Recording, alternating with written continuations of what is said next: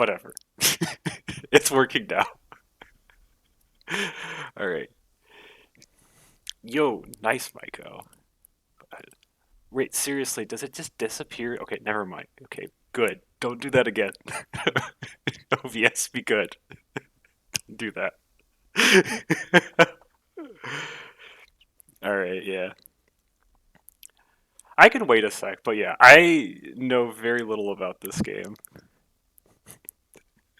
I follow random indie video game creators on various social media, and this just popped up, and it's like, this looks like something I'd probably enjoy. I played like a minute. It got really intense really fast. I was not expecting it. Because if you look at the screen here, you're like, it was actually quite nice. I think you didn't hear it because I was the intro was going down, but it was just playing light acoustic guitar music. So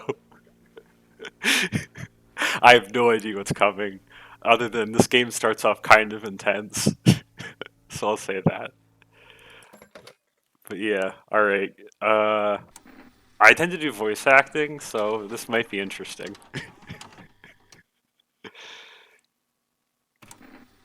But you know you're in a good time when you have some analog VHS horror right from the start.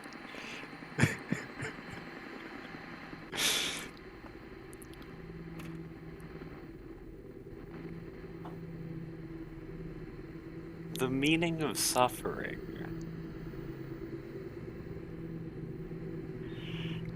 This dream. I've only ever known this dream. The only thing I can think about is this dream. And yet, it doesn't seem correct to call it a dream. This is dreaming, torturous, agonizing. There must be another word for it. Do dreams mangle you? Do dreams rip away at your skin? Do dreams put you in the hospital? This is no dream. This is a curse. I lost touch with many things over the decades.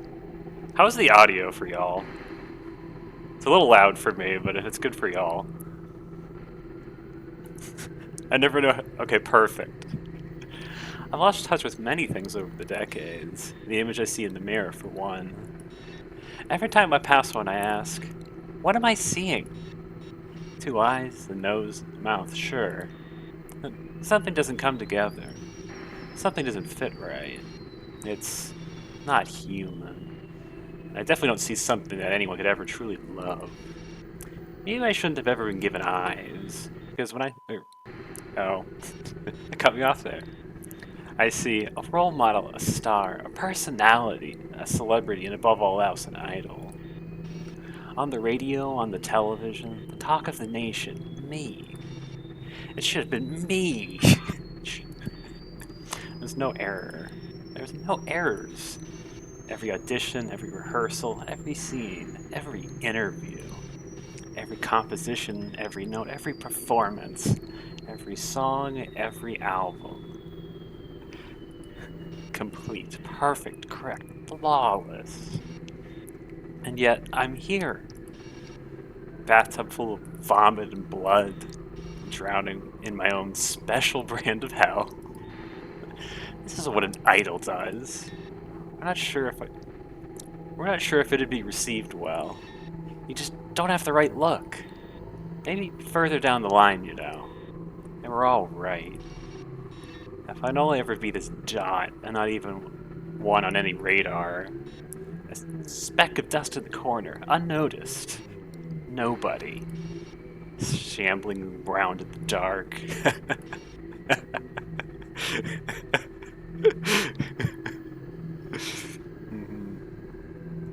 Yeah. Silent Hill 2 is comfy in various moments. It's it's horrible in good ways. There's like cheap throwaway horror, and then there's like very good horror that makes you think. Silent Hill 2 is definitely in the lighter category. I recommend it to everyone who can handle it.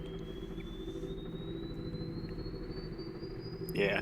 If you wanted something that's less hard, Silent Hill 1 has a lot of the same vibes, but it doesn't have the, like, as emotionally disturbing narrative. It's mostly just what the fuck is going on horror. It's good in its own right, but it's very different.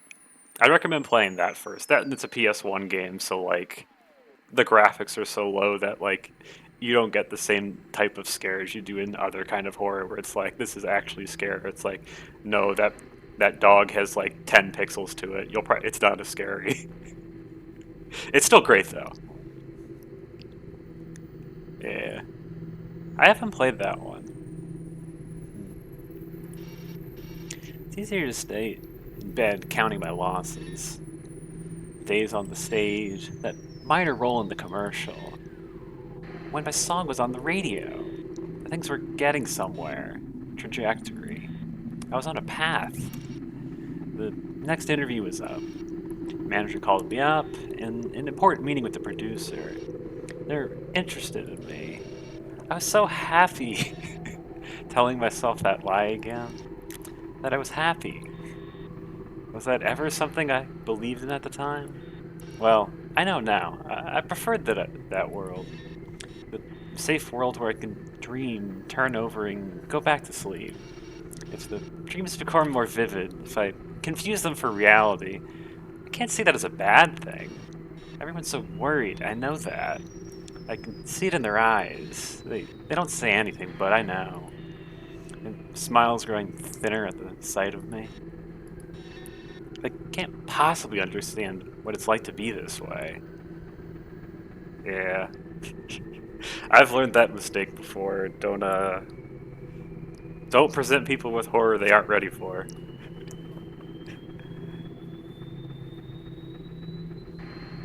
Yeah.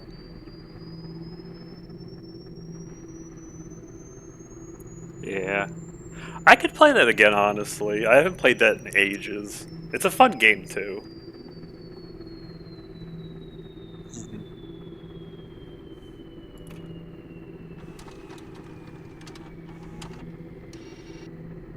So I was on my way home from the store. A van parked outside the house. I've seen them before. They try and hide, but I know why they're here. To study me. They've been doing this for a while now. Our protagonist is very paranoid. It's always the same van. They park in different places, but I recognize the license plate. I try banging on the window, but they just sit there. Vague figures staring back at me through the tinted glass. It really is. It's honestly better. It's not even horrifying. Like, the end is honestly not scary at all. It's very cathartic in like a very good way. Like there's horror to it, but it's not terrifying. A real climax of the whole narrative of the game. Yeah. I recommend it.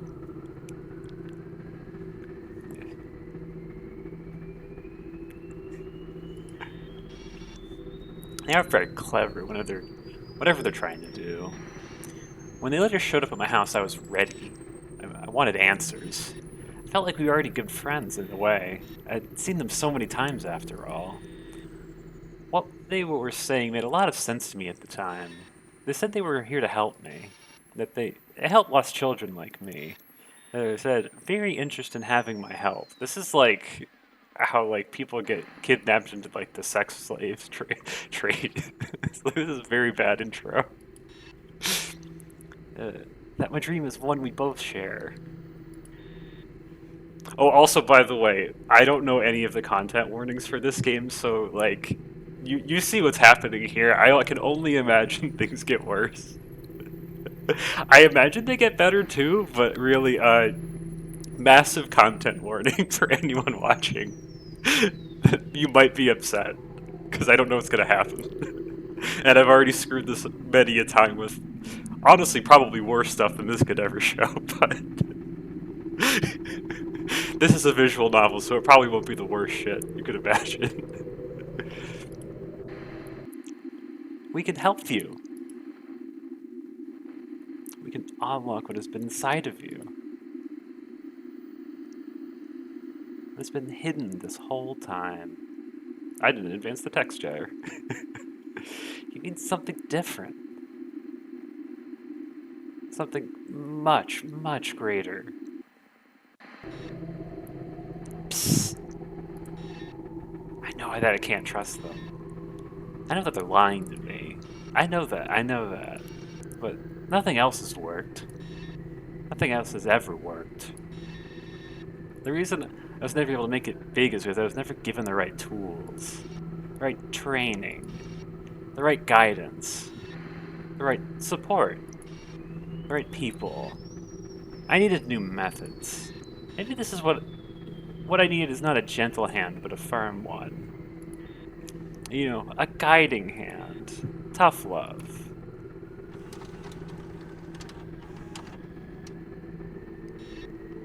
That's all I ever wanted. Somehow, they just knew. They knew exactly how I should be living my life. Every goal, every dream, down to the finest detail. My guardian angels, truly. It's taking some sacrifices, of course. Nothing's free. Long and painful, and face of it humiliating, sometimes even cruel and meaningless. Every day is a new procedure. I'm always hungry, but eating would cause too many upsets. Yeah. Okay, yeah, that's about what I would expect. I've played these sorts of games before, but anyone else, you should, yeah, that seems like a pretty good description of the content warnings for this. Always thirsty, but drinking will shift the balance. Always tired, but you get the idea. Alright, developing an eating disorder. Got it. It's a strict regimen. I'm prodded at with instruments injected with things that made to be a little plaything for them, but I'm not beautiful yet. In fact, I recognize myself even less than ever. But at the end of this, I will be beautiful. They promised me that. They promised. The suffering, the pain, the humiliation, the indignities, I'll put them aside. To me, all of it, the smallest price to pay, was all necessary to get me here. Oh yeah. It just feels like the sort of things that like you hear about when you I think I've heard about these sorts of things in like the K-pop scene where you'll just be like, oh, the stars are like horribly abused by their managers and forced to maintain all sorts of very strict things to maintain their image, and it's incredibly destructive to the people involved. Although I wouldn't say that sort of thing is, just, in K-pop scene. This is just a lot of, popular figures who get pretty horribly abused by managers all the time. Yeah. Of course I know I'm being used. I'm not stupid. Deadbeats like me, it's the only way. How did I ever think I could make it on my own? It just wasn't possible. But, I've made up my mind. This is where I belong. In this place, I'll finally become something bigger than myself. Even I can shine bright. When the curtain finally opens before me and the crowd erupts with their pure, uncontainable love, and they see me at that stage, the screams all as one. Heavenly chorus. A love beam aimed directly at my heart. That's when I'll know. I know that's when it have all been worth it. Last night they told me that the time has finally come. Just a little more. Just a little more. And the waiting is almost over. Not that I needed a scientist to tell me that. I was born to be here after all. Tomorrow they're going to sculpt me into the finest idol that has ever walked this earth. Tomorrow I'll finally become a star.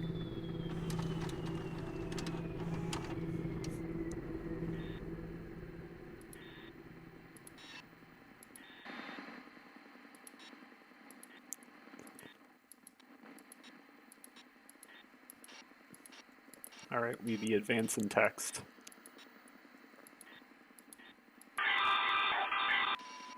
Oh, fun. Oh boy, this person's having fun with Renpai. So this is it. Perfect clarity. Perfect focus.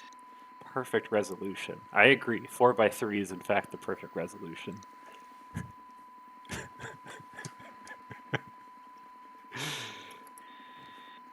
perfect image of the perfect idol. This is the first time I've ever seen. No one ever told me that it could be so beautiful. I bask, bend in the light. I'm a flower blooming in the sun. The sun itself, the light itself. I'm absolute. And for all of the men who got me here, okay, those who worked tirelessly for a special plan, I have a special surprise in turn. Oh boy.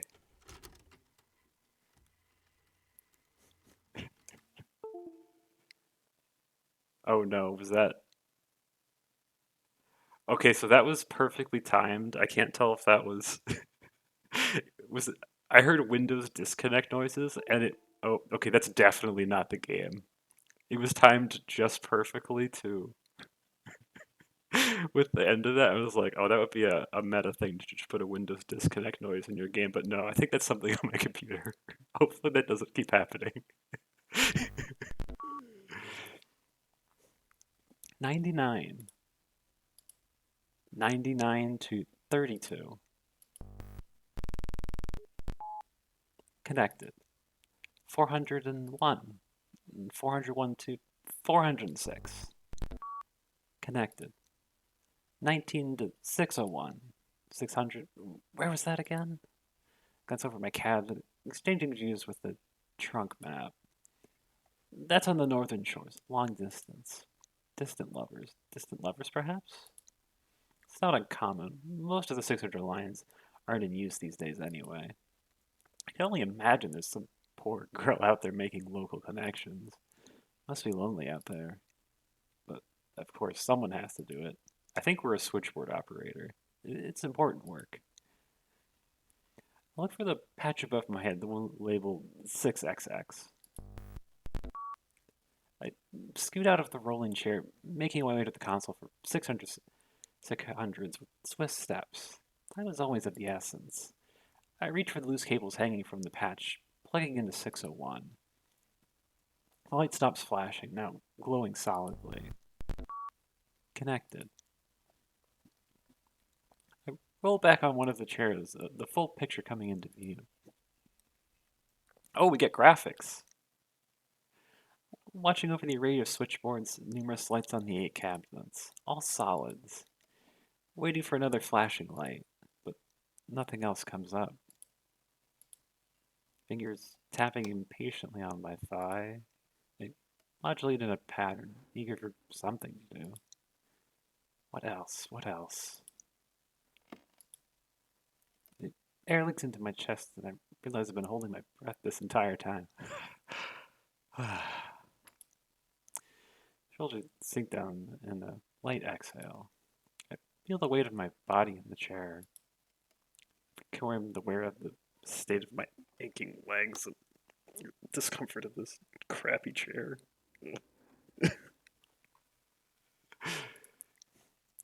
It slides away a little out of control, but of course, it catches skillfully with my foot. Yo, I have ears! Yo, am I a bunny? I lean forward towards my toes in a stretch. Ah, a circular room that stiffness leaves entirely. It's a great day to serve. Affirmations, affirmations. I'm the voice with the smile. That's right. After finishing my boast, I feel listless again. There's nothing on the monitor. I won't let emptiness win. I walk over coyly. Oh god, do we have gameplay? Oh no.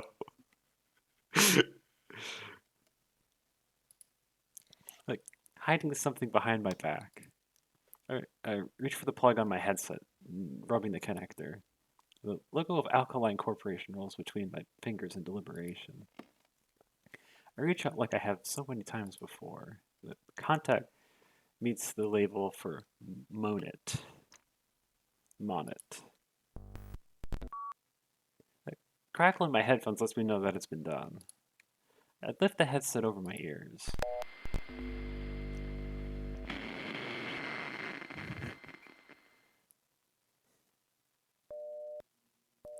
Oh shit, I have a face. Connected. Almost like she doesn't want to go out anymore. Well, that's unfortunate. The poor girl. How's she been doing in school? Her teachers are worried about her. I got a call the other day from the school. Oh no! She's not participating in class, hasn't been doing her homework. And these days I've been so busy I didn't even notice. I get the feeling she's afraid of telling me how she's doing. She still asks where mom is, if she's okay when she's coming back. Breaks my heart. I just don't know what I can do for her. I don't know where we can start. Must be tough on her. It's always so hard trying to find a way to cheer up the little ones. Oh, I feel this conversation. Having worked in education is like, yeah, this kid's really struggling, but I don't know quite how to help that. Yeah, but hey, I know she'll pull through. She's always been a fighter. You know, the other day, Bobby fell off his bike and really scraped the heck out of his knee. I remember that too. I did that in college once. Well, it wasn't a bike. I did the stupid thing of slide tackling on a rubber like tire field and just completely shredded up my leg. It's awful. Yeah. Cried and cried and they don't go outside anymore. I told him, how about we go and play, go and catch a pencil break game? What do you think? That's sweet of you. I sure put a smile on his face at least. And you know how much he loves a good ball game. I was getting into it, cheering and shouting and jumping up and down. A wonderful day. Almost like he forgot about his knee. He did seem a bit disappointed they didn't have seem to have his favorite pitcher, and half the team was missing. Probably because of what's going on. Oh yeah, right. I'm not so sure Jamie's into baseball, but maybe she'll like it. I should give it a try sometime. I'll let you know when the next game is, okay? I could give you a call. I'm sure Bobby and Jamie would love to play like they always do. Thanks, Mason.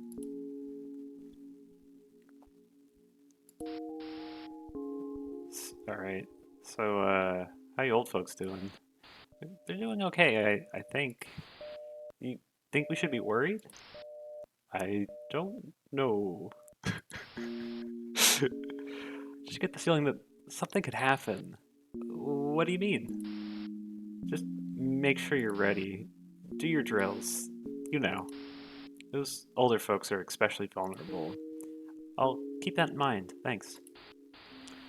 Oh, yeah, we tried that recipe you gave us the other day. The kids loved it. I'm glad to hear that.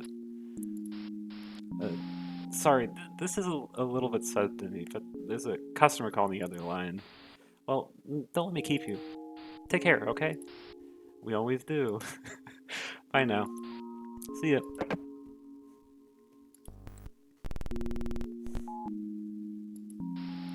I'm, I'm sorry. I told you that I'm sorry. I told you to never call me back.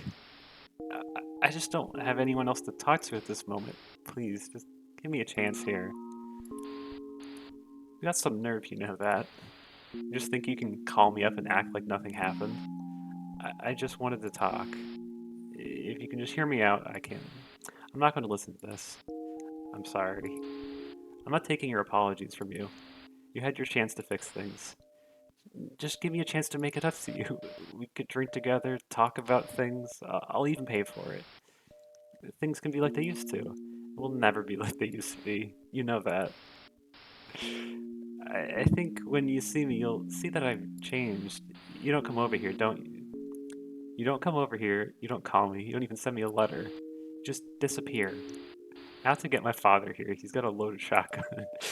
Oh boy, that escalated. I'm not supposed to plug in, not unless there's some sort of problem, but after dipping my toes in a little, there seems to be a little consequence. I know it's not really my place to know. I connect. That's my job. You can't blame me for being a little curious, all right? If I'm not supposed to do it, they shouldn't have made it so easy. I see your character is a voyeur. though I imagine in this job that's a pretty easy thing to become. All right, because this looks boring as hell.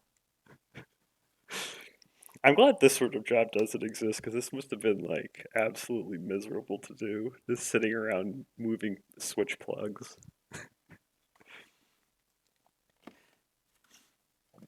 Oh, pardon me. Okay. 2 months have already passed since I took this job. It was hard at first remembering all the steps, the protocols, and procedures. It's actually surprisingly simple. Each call is inbound from the trunk, and it's the operator's job to route each one to its destination. I say route, I mean it in the most literal sense. All you have to do is lift the incoming line from the shelf and plug it into the socket with the light. I'm just one of the many operators in Gamut. There's a lot of us. Oh, we get to see our full character. Oh my god, I'm adorable. Fun. I'm Anna. Anna Lapine. I'm the voice with a smile. Since the customers can't see us, we have to put the smile on our voices. Always ready, always happy to help. Yeah, that's service industry. It's debilitating. That's the service you'll come in to expect at Alkaline Corporation. As a recent perfectable, it was a respectable profession back then. Every operator would pick up and ask, "Number, please." Operators didn't just connect calls. They would do all kinds of things relating to customer service, scheduling appointments, connecting group calls, and even leaving messages. Sometimes the odd request came in to track down a person based on a very vague description. You'd have to call around to different places to find them, almost like being a detective of sorts. Imagine after taking all day, you get to know the regulars, or talking all day, you get to know the regulars, and they even get to know you. Stuff used to be complicated, or at least my sister told me. Yeah. That would make sense.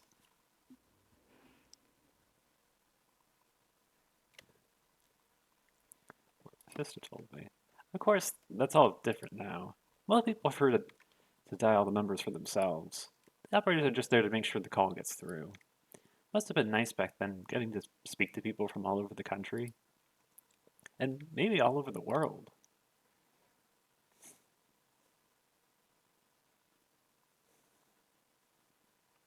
At 6 p.m., the calls stopped coming in, marking the end of the day. I unplugged the headset, set it back on the shelf. The days last right. Make my way around each cabinet to make sure everything's in its right place. After work, I normally get out of my uniform, hang it up, and slip into something more comfortable. But today I have an errand to run. Every few days I go out to get the mail. It doesn't deliver out here, so I have to go to the post office in town. I don't know how long it's been that way, but we found a mailbox buried somewhere out there in the grasses some time back. It was rusted and the paint was peeling. At some point, I guess it just stopped being worth it to go all out this way. It only makes sense. Oh man, I'm running out of breath. There's so much talking. Uh, I didn't know what I was getting into when I booted up this game. I didn't know it. I knew almost nothing about this. I'm like, oh boy, I have to do a lot of talking for this. That's the fun part. All right. I guess at some point it just stopped being worth it to go all out this way. It only makes sense that we're putting out more of our resources into the great effort. Oh boy, the great effort instead of useless things like the convenience of mail delivery. We also learned the name of the previous owner. Bill Walls was painted on the side of the mailbox. I don't know who he was or what his relation to Alkaline was, but I hope he's doing well. Anyway, I wasted no time moving on to the next task. The days are getting shorter after all. This just looks like a photo. This isn't even a drawing. This is just a photo with a filter on it. But it's a cool photo. Bill Walls. Bill Walls sounds like the sort of thing that you would is a it's like if you were doing a parody of Bill Gates, you would call him, yes, my parody of Bill Gates is Bill Walls. William Doors. That's another good one. William Doors is a good one. The forecast said it would get colder, and I can only agree. The wind chill's already picked up quite a bit. The air numbs my cheeks and my hands. A cloud of vapor takes the heat away from inside as I struggle into my gloves. Grass is swaying gently in the wind. The birds have already left for the year. I started to miss their calls. Not around where I am at. The birds are waking me up at like 3 a.m. They're very loud where I'm at. But then again, it is summer. It's always been quiet out here, even more so this time of year. It's the one thing I can trust to never change. Days like this when the cold hits you like a wall, I remember that I am too just a vulnerable animal. Yeah, you're a rabbit. Yeah. Yeah. Mhm. Creature braves the world outside its worm burrow. I always parked the bike on the side of the house.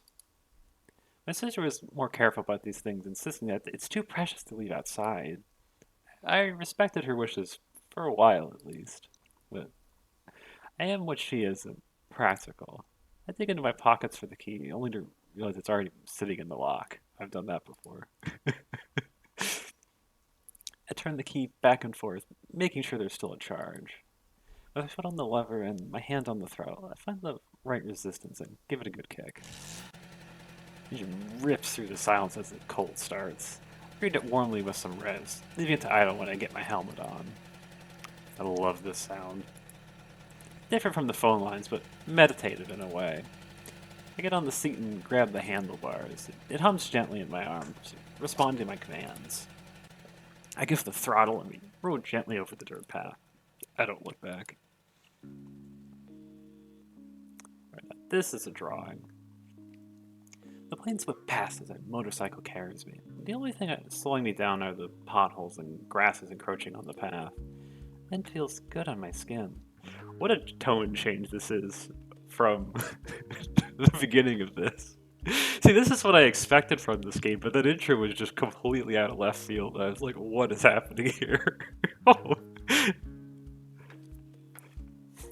I was expecting good time bunny girl conversation game. That's all the cover art for this game is.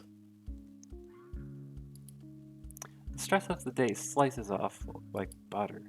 I make sure to write out and check the mailbox every couple of days. I don't want to miss anything important. Not that I really get all that much mail. If it's like me, I can mostly completely ignore my mail except for the people at the mail office get upset when it gets too big because anything important is just emailed to me these days. It's only random garbage and spam that gets mailed to me. Or important state documents. That's the only thing that actually I get important because the government still uses mail. At least for where I'm at. I guess it's just an excuse to ride out to town. Yeah. I get it. I look at all of it. Here's some newspaper I didn't subscribe to that's just random local puff pieces. Random girthings. And then just poop. And it just all goes in the garbage.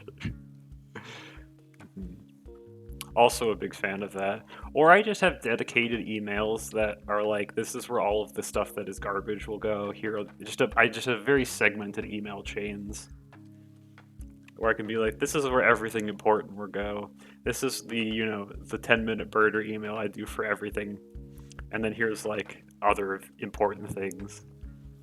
And so I can be like, I'll just ignore 90% of what I get because it's not the important emails. Yeah. A place with a handful of stores run by clerks who dream of elsewhere and old tired people who are waiting for time to bite them. In any case, it's nice to get out of the house every now and then.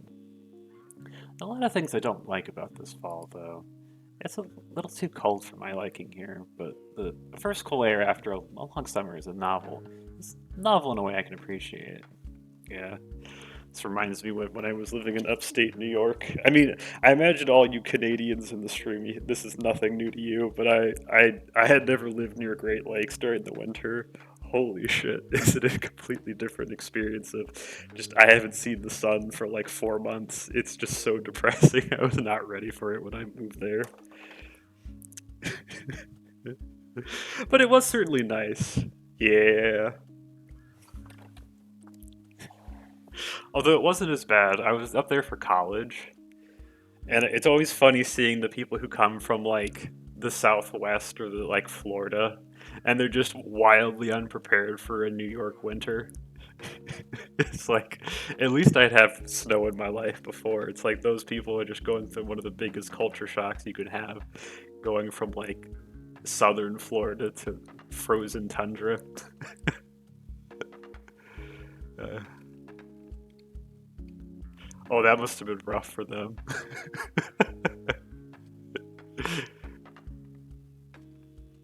Yeah,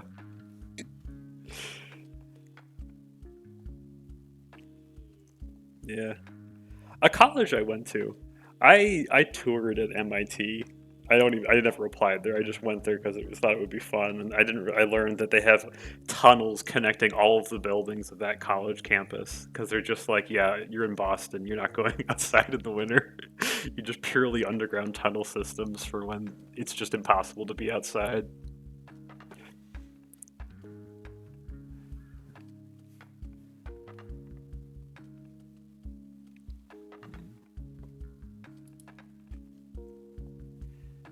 The scenery has slowly been giving way to darker hues. It's summer's final dying breath, a signal that the year is coming to a close. All right, one second, I need to blow my nose.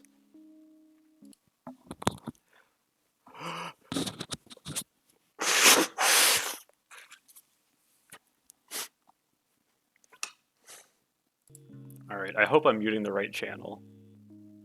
Oh no, I've been totally muting the wrong channel. I blew my nose. I'm so sorry. I was like, oh, this has to be the one for my mic. I was like, no, that's my audio. I'm just muting the game's audio. Whatever. We'll go on. Okay. The feeling of morning doesn't catch up with me as I speed away. It's about a 20-minute ride to get to town. I push a bit extra on the throttle in an attempt to escape the cold. Here's are far apart out here. It almost feels by design. Here the world moves slow. It's the kind of place where you know everyone and anyone new from the city would be faced with scrutiny. I would know. I was one of them for a while. My sister probably carried most of that burden for me, as I've become quite liked by the locals. I can't say I completely dislike it, but it's important to keep your distance. There are also some who don't take kindly to outsiders. Despite your best efforts, they will always see you as a stranger. They may treat you with kindness, but they won't see you as one of them. Maybe it's just human nature. No, it's not. Some people are just very unwelcoming people. Okay, good. It's just, I want to invite people into my home, and I don't expect them to invite me into theirs. But I started to miss a deep pothole with one of the scary ones that would send you flying. I stopped my bike to look behind me. That could have been bad. Reminds me of a crazy bike accident I had when I was a kid. I remember I went head first. I think it was like I was biking, and then there was a fence on the side of the road. A bug was like crawling on my leg, and I was like, "Shoot, I need to get this off before it bites me." I then run into the fence and do a complete flip over it, and I land on my butt within the most dazed I've ever been, where it's like, "What just happened to me?" Like I landed it perfectly. I was not hurt at all. I just did a perfect flip to land on my butt, and I was like, that could have been horrible.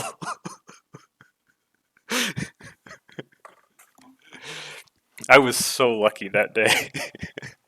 That could have ended really poorly.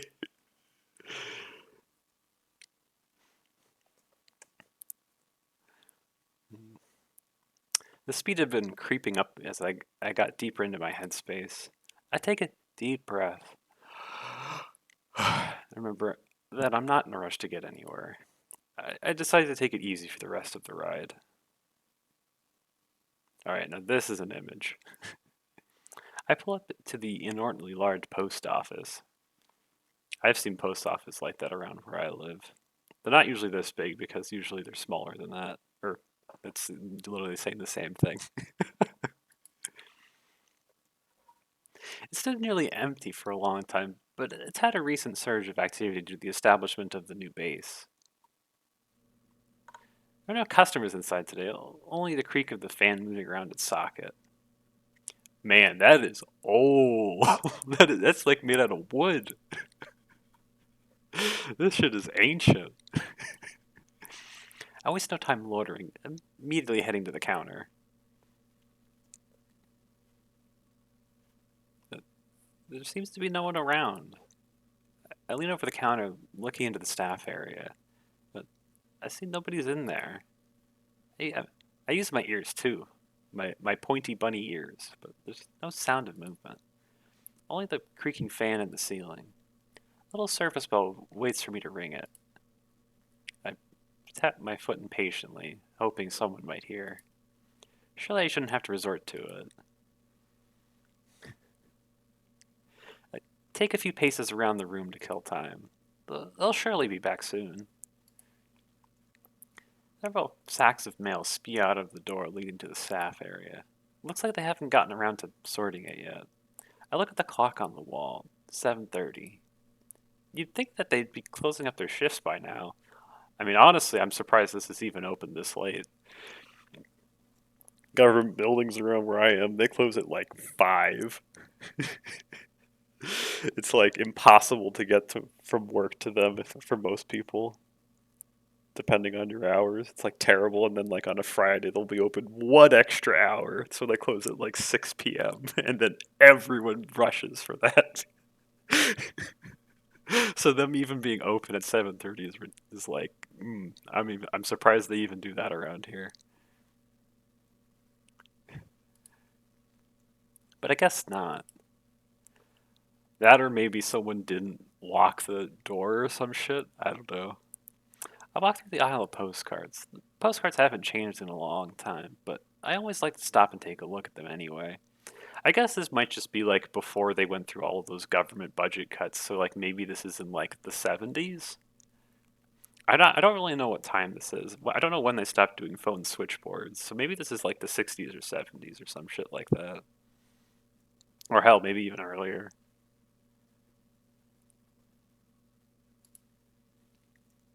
Little portraits of places you'll never go.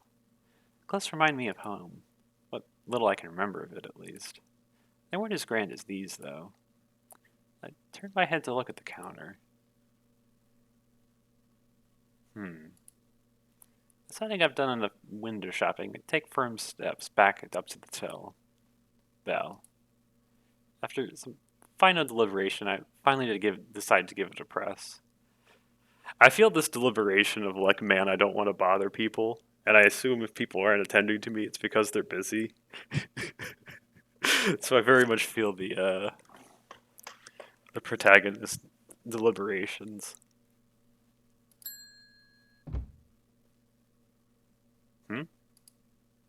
A thud emanates from the countertop. It's a sound of shuffling from down under. Oh my god. Oh my god.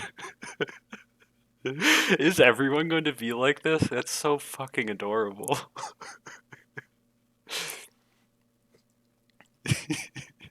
Green-haired Miku, indeed. A nicely dressed green-haired girl emerges from under the desk. See, this is what the art for like the cover art had for this game. I assumed it was just going to be a feel-good, adorable animal people game. But no, there's obviously some sort of a horrible thing going to happen at some point, but I have no idea when. She starts mumbling. Ah, dozed off again. That's not good. The postal worker turns away from the counter and rubs her eyes. Ah, where was I? Seems to not notice my presence. Oh, same, yeah. Maybe that's like the like in media res of like, don't worry, some horrible shit's gonna happen. So they have to lure you in and be like, no, no, this is a horror game. Don't run away. This is a horror game. Because yeah, I'm in the same boat as you. This is a very different vibe and different place. Yeah. After finishing her stretch, she turns to the counter. Ah! You! You rang, right? Yes, yes I did. What's up? It's a reddish with a strange, friendly look on her face. Maillard. Was it? Maillard. Millard. Millard. No, it's Millard. Millard.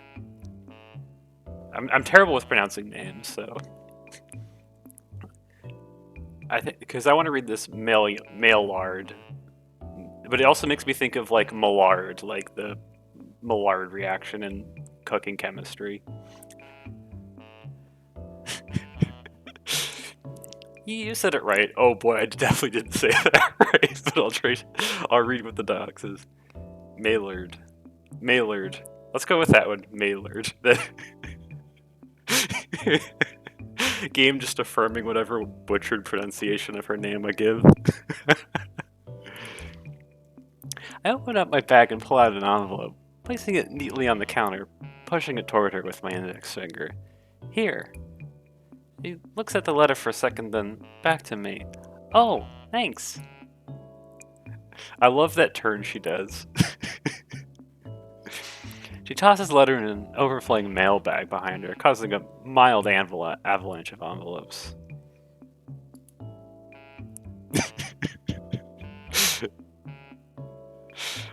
This game is adorable. Milk lazily goes after them. She gets on the floor, placing each envelope back in the sack with more caution this time. Suddenly, I feel kind of guilty for this. Maillard returns to the counter, starting off again. Oh, and my mail. Maillard snaps back to attention. Gotcha. 1 second. She turns around and starts to scan up and down the bins on the wall behind her. The dress was something like eagle, right? Hawk? Pigeon way. Right. Maillard runs her finger along the labeled bins, mumbling to herself. She bumps into a large cart overflowing with letters and packages, causing some to fall out. Huh. Us military guys. Slowly scoots the cart away from the rest of the bins and continues looking looking up and down them. Pigeon way. I swear it was right. Ah! She pulls out a couple of letters, looks through them, and sets them on the counter in front of me. There you go. Thanks. What was that motion? Yep. Maillard nods and gets on the floor to put the letters back into the cart. I flip through the letters. Milton's department catalog, junk flyer, the Daily Gamut, yesterday's issue. Huh. That's strange. Miss? The clerk looks up from the overflowing cart. Was this everything in there? Maillard glances at the bin. Everything. Can you check again? She looks away, bubbling something under her breath. Maillard then takes a look inside the bin, making a point to really stick her face into it. She takes out a few letters and flips through them again. None of the rest are here for you, miss. That can't be right. Are you sure? Nothing for Lapine? Sorry. That's all of it. Thanks again, miss. I turn around and start towards the door. Hey, wait a sec. Miller nearly slips, making her way around the counter. Oh, we get to see her full portrait this time. She comes up to me with an envelope in her hand. This one was on the ground. Oh, we do have more mail. I don't even look at the envelope. I tear the flap open and shake the letter out from inside. I unfold it and read the top. Oh shit. They even animated me pulling the letter up. Alkaline Corporation. Dear Miss Carla Lapine, we were writing to inform you that your location is scheduled for a mandatory service upgrade for September 5th.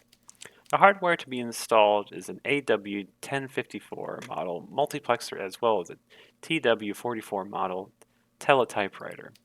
A service representative will be on the site to assist you with the upgrade process. Please keep a good lookout. We thank you for your service. Hold that confidence. Your local branch office at Alkaline. My arm falls to the side with the letter in hand.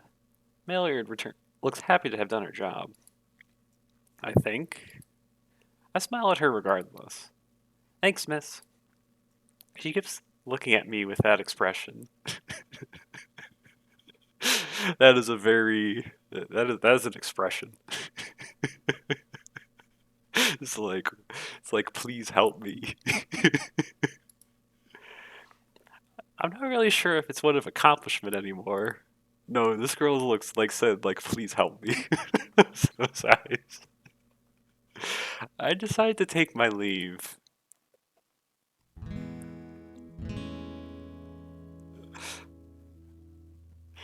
The night is cool and the breeze clings to my clothes. My breath is visible in the cool air. I lean against the wall of the post office. Lights from inside illuminate the road, casting shadows. It's already gotten dark in the time I spent inside. I rest my head against the vehicle vending machine and hum softly like a kitty. Good kitty. Good vending machine kitty. I looked at the letter in my hand, scheduled for September 5th. That's only a couple days away now. Multiplexer, teletypewriter. I'm not really sure what those could be. I feel like those are the sort of things that put you out of a job. Technology is really moving quickly these days. I'll probably be someone from the city that's service representative. I wonder what they're like. I filled the letter and put it in my purse. I twist the accelerator on my bike and start on my way back home. Crickets, tall grass swing gently outside of the telephone exchange. More acoustic guitar. A strange place to call home. Doesn't look all bad. The window creaks open and I step in, remembering to lock it behind me. The dust and the shadows of the near empty switchboard room greet me. I nearly trip while removing my shoes and jacket. Maybe we should have some light. The ceiling light hums a familiar tone. It's taken some time for me to adjust to the quiet.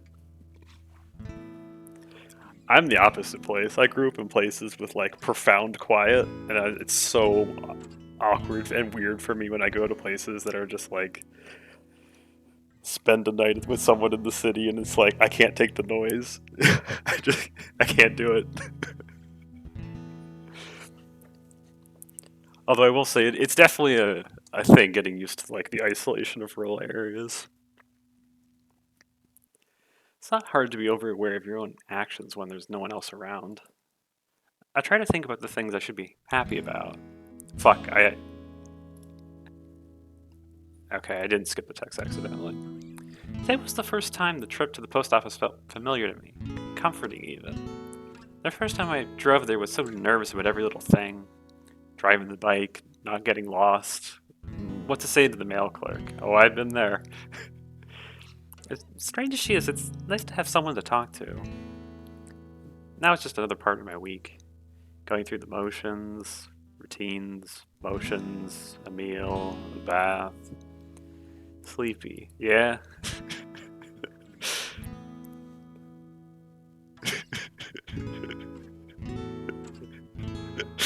Oh yeah. I mean, we haven't even been introduced to another character yet. It's going to be a lot of this, I imagine.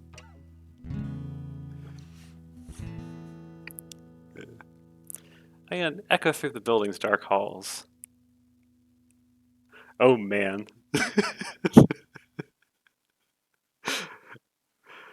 Man, this would be a... That is such an old place to sleep. Jeez, this looks like it's from like the 19th century.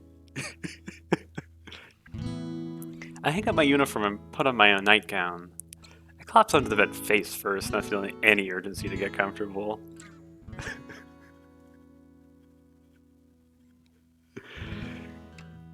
Yeah. Ugh. The days when you're just so tired from work, you just collapse face first. I don't even get out of clothing. I just collapse. Don't even go into the blanket. I just want to pass out and not do anything.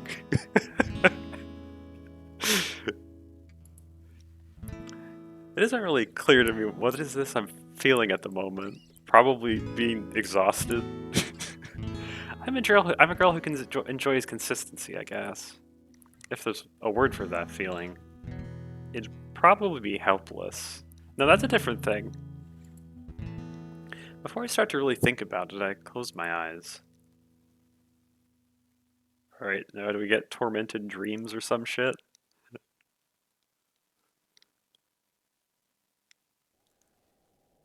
Oh. Oh. It's back! That night, I was able to remember my dream. My sister and I were sitting in front of our old front porch, staring at the grass while Mom yelled at us. She was really upset that we had gotten some new blouses dirty, and it was really telling us off for not being more careful. I felt bad that she's going to have to spend so much time giving our clothes an extra scrubbing when she was already so busy every day. Somehow I knew that this happened because I had chased Clara through a mire, and before we could realize how deep the mud went, it was too late. When you're small like that, you really feel like you're going to sink into the ground. Oh, I remember doing this with my friend. We'd travel in creeks, and you couldn't tell how deep the mud was. I remember my friend, we had to I forget if it was I was stuck or my friend was stuck, where my friend got so trapped in the mud, the other one of us had to go run to get his mom to be like, help, friend is sinking in the mud and can't get out. Had to go pull him out of the mud. It was so bad. I'm talking like you're in those like knee-high boots, but it's like knee-high boots for someone who's like a 7-year-old, and it's just like you're in 3 feet of mud, and it's like a tar pit. You're just never getting out. You missed the lonely girl monologue talking about living in the country. You're just in time for the horrible dream part of the game to come back, I think. Yeah. Yeah. Yeah, that is pretty much it. We went to the post office and talked about how it's slow life being alone in the country. There's a lot of filler dialogue and like mood setting, but that's the short of it. You didn't miss too much other than like I don't know, environmental aspects of it. All right. Clara was crying and I was too. There probably wasn't any real danger. I think we were just both scared of what Mom would say when we came back home. You know how many months I saved up for those? Sometimes it feels like neither of you even care for how much I do for you two. The stranger part of the stream was that her mother was doing the laundry. Claire would never let her do that.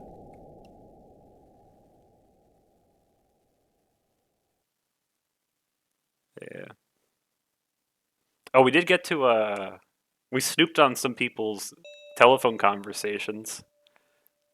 But I don't think those have relevance for the plot other than you're a switchboard operator, so but in your job, you just listen to people.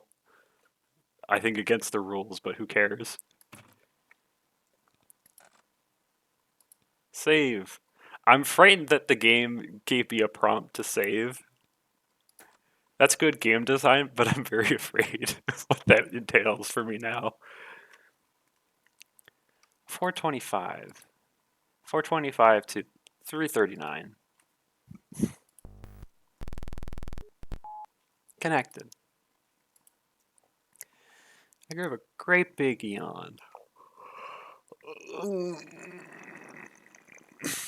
There we go. That was a good stretch of my arms. I actually did that. You can't see it because I don't have my camera on, but I did do the giant arm wide thing as I yawn. It's just a habit at this point.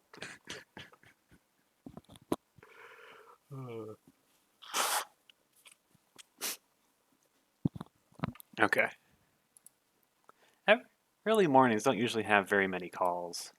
29 to 67. Connected. Huh. I haven't seen 29 come up in quite a while. But how saw the mornings go? Maybe a little curiosity won't hurt. I plug into the monitor.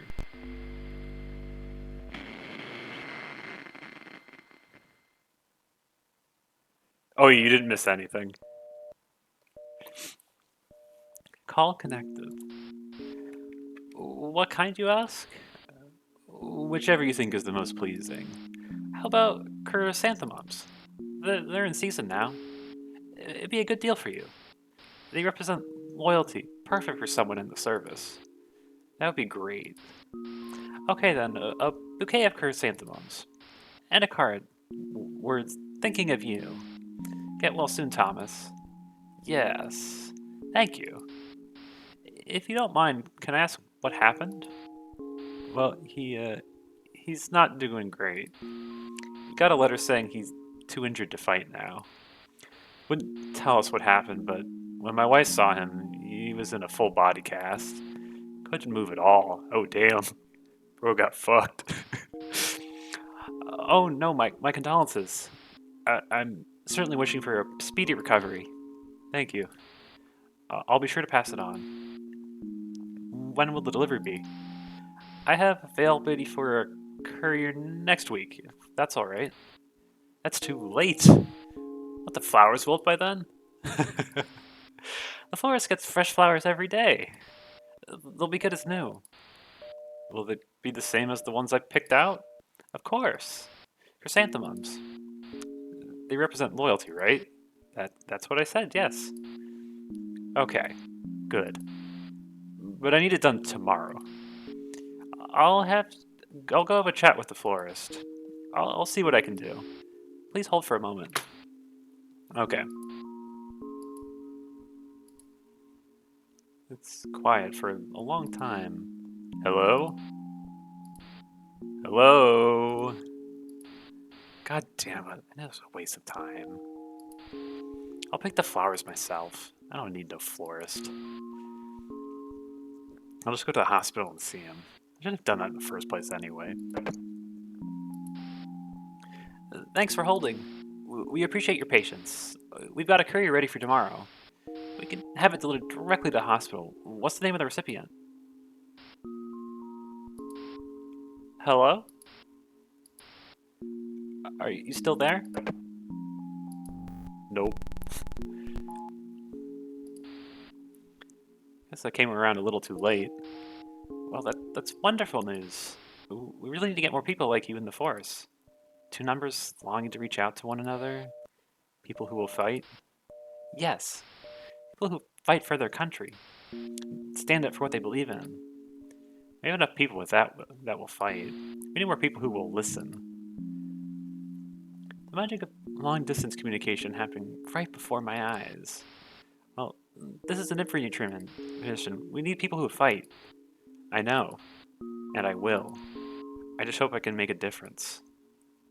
A tiny flashing light above the digits tells me that something needs to be said somewhere to someone else. They're not all important conversations, but they all have a purpose. You can only imagine what it's like before all of this. Words of loved ones and the whim of a person who may or may not find their way to them. That are lifted out of a bag by a gust of wind would mean words lost forever. I are teary-eyed thinking about it. We're a very sentimental type, I can tell. Without thinking, I connect another call. It's become mindless. Minds guide themselves. A to B, wait for the lights to turn off, unplug, rinse and repeat. A to B, repeat. A to B again. Yeah, this is like working a mindless job. Yes. A to B, fogginess. A to B, B to A. 1 to 2, like living in a cloud. Only it's one of the small, solitary clouds you sometimes see in the night sky. 2 to 3, My hands reach out, fingers waving about, creating barely visible shapes in air and moisture. Green and red lights blink in pattern across the sky, creating a grid. Rumbling in my feet. This reminds me of when I got really bored at my job. I decided to start doing geometry proofs because I was like, God, I'm so bored. I'd just like start like writing proofs because I used to teach a lot of kids. I'd be like, let's write proofs for all of these formulas I teach because I'm so fucking bored. Get a lot of those vibes. Uh,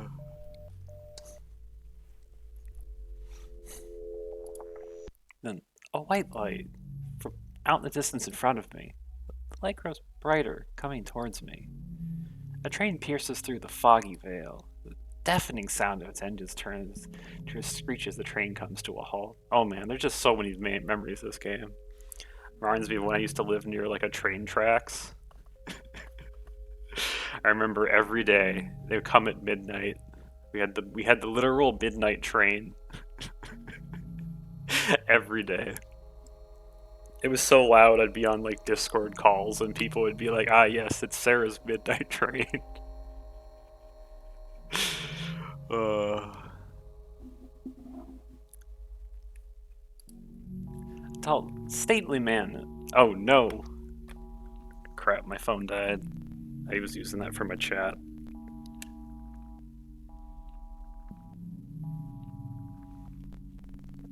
Yeah.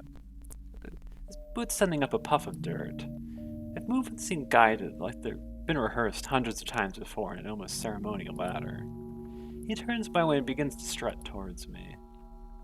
I then notice the black and gold cane he's wearing, stabbing the dirt with each stride. The man stops in front of me. I feel afraid to look at him. There's an immense presence there, an impenetrable aura. I finally muster up the courage to look him in the face. I notice his gaze isn't focused on me at all, but rather something behind me. Oh, I've had this before. Both sides of this interaction. He sets his eyes on me. Huh? Reality makes itself known in an unpleasant jolt, the feeling of my limbs returning to me.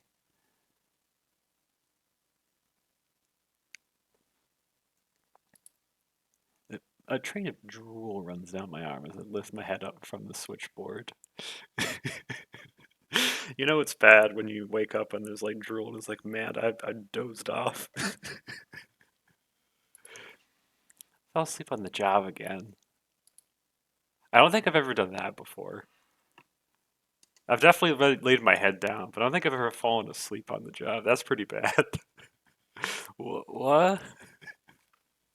I see my pencil on the floor next to me. The thing must have woken me up. The second thing I noticed, there's so many unconnected calls. Oh shit. Stomach drops thinking about what could happen if I missed too many of these. I shake the sleepy away with my head and stretch my arms out a bit. 89 to 121. Connected.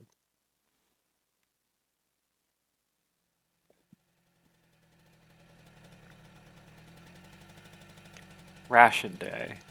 Every Wednesday, everyone in the town lines up to take home government-supplied food. Okay, so this is like probably World War II era.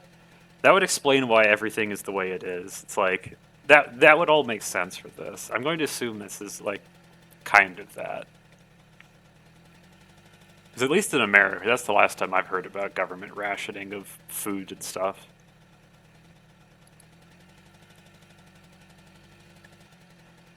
Yeah. Stuff like rice, oats, cocoa, and other essentials. It's still a pretty new program, so I'm not completely used to it. Substitutions cooking became something we all had to think about. Yeah. Sometimes it's just a matter of substituting one thing for another. Other times you just have to be okay with a little bit less. When getting close to the next ration day, it might be rice and beans for a couple of days. Come to think of it, it's been particularly bad lately. I wonder why. Going on this trip always makes me think of my sister. Back then, I would be a passenger on the back of this bike. We'd visit the various roadside farmers markets to get fresh produce. Since everyone seems to know her, we'd be gifted even a little bit. We'd even be gifted something nice from time to time. It's kind of hard to read this white text on white background. I'd always hide behind Clara back then. I was always scared of anyone who wasn't my sister. Now the markets are mostly empty. The farmers have dwindled in number and there's only a handful still around. Most of the ones remaining are working for the Defense Force now, so they don't have time to sell their produce. So it's really been a big help that we have the rationing system now. Even if the food isn't good, it's at least a little bit better, easier to get, even if have to wait in line. Come to think of it, all that farmland is under control of the Defense Force now too also. I wonder what they're doing with it. Looks like they're extracting oil from this photo at least. As I get closer to the intersection where I turn off for the community building, I see 3 people standing there. They're in uniform and holding guns. I don't recognize, but I know they're military.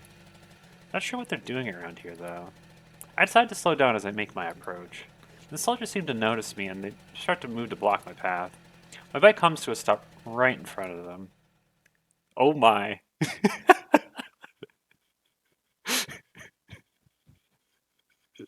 I must say, it's a little bit hard to take soldiers seriously when they look like this. I will not lie.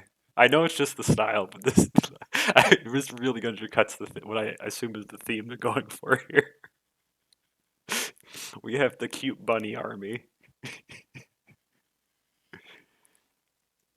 Halt! I'm a little surprised. I don't think I've ever heard anyone say that in real life before. My bike has already stopped, so I'm not sure what they want me to do. 2 girls stand tactically to block my back from both sides. Their hands are on their guns. What is happening? Oh shit, we have Miku again, but with blue hair. What is happening? I know, right? It's also weird is that one of them has like helmet covers for their ears, but the other doesn't. It's like, what is going on? Around her shoulder. I raise my hands to show that I'm not holding anything. No sudden movements. Name and business. I'm just getting some rations. Upon hearing me speak, the 2 near identical soldiers look up at each other in surprise. Man, the art does not. I feel it really undercuts what they're trying to do here. It's not bad, it's just odd. I lift up my goggles so they can see my face. I love the way they all stare at you. They study me up and down with their eyes. The one in the black has minimal presence and seems to prefer to stay out of it. Huh. A woman. What is going on? One of them even slings their rifle back over their shoulders. Also, what is this music change? Oh fuck, I didn't mean to do that. I don't know what's so surprising, but I'm glad I don't have to worry about getting shot. What are we doing out here, little miss? Not a good idea to be out here all alone. How young do they think I am? Well, if I look like these, you could be like 5. But I guess that's just the art style. I'm bet sure they're not much older than me. Are you guys lost? Shouldn't you be out on the front lines or something? Lost? Of course we're not lost. We're doing important work out here. Classified work. Ah, okay. Keeping the peace. Making sure little girls like you don't get hurt. Well, I'm doing fine. Yeah, you might be doing fine now, but you never know when the enemy might strike. So you gotta watch your back. I wonder what they've been told. I understand. Is it okay to? You can't say we're the ones who lost. Don't you know? This is a military road. You're the one who's lost. Since when? And you know, we've been on the front lines too. Eastern Shores, 23rd Company. Really? Yeah, you couldn't even imagine the things we've seen. They're still going. I don't think they're gonna listen to me. Start to argue with each other about who saw the most gruesome thing. I lose track of the conversation a bit. I get the feeling that they're not supposed to be here. I take a look at the third soldier. We got old Miku over here. We got Bunny Miku. He keeps just starting to look at me for what feels like an eternity, even though a second or two had passed in reality. Eventually he looks down at the ground. I guess she has nothing to say. I think about something to her. I think about saying something to her, but I feel I've meddled with their operation enough. Hey, you listening? Am I free to go? Huh? Am I under arrest? Oh, no. So can I go? No! She hasn't done anything wrong. I'm gonna leave. Only because we're letting you. I guess my worries were misplaced. I didn't have to worry about these girls. They're just a couple of kids. With big old guns. I push down in the pedal and the bike rolls off with me leaving the soldiers behind. With the day's ration in hand, I shuffle back into my home base. Usual nightly doings, though much sleepier because of the hassle I've given today getting there. I think about things I used to cook with my sister, the fantasy, all sorts of delicious things lulling me to sleep.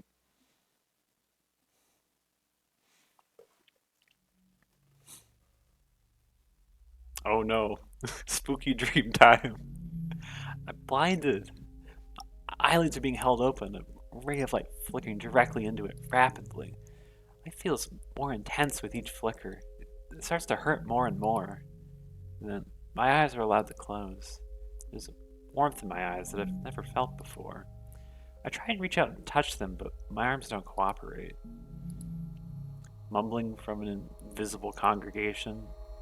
Although I can't understand them, I feel I'm being gossiped about. It's always like this, it feels. One of the figures makes themselves visible. A short girl with long, unkempt hair. Something about her feels familiar. I try to piece together memories in my head, but they all fizzle away as soon as they're known. She tilts her head up curiously. I focus on the way her hair covers her face as she does this. I try to speak to her, but my mouth doesn't cooperate either. Hand! She holds out her hand with her palm facing up. This gesture, this gesture feels comforting. I start to feel a little sad that I can't take her hand. She steps back, sudden hesitation, turning her head left and right, panicked. I start to understand her concern. Nothing anymore.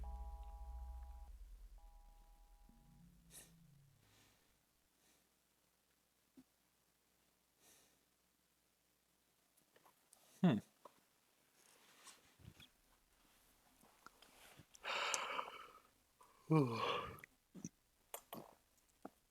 I sit patiently, waiting for the first call to come in.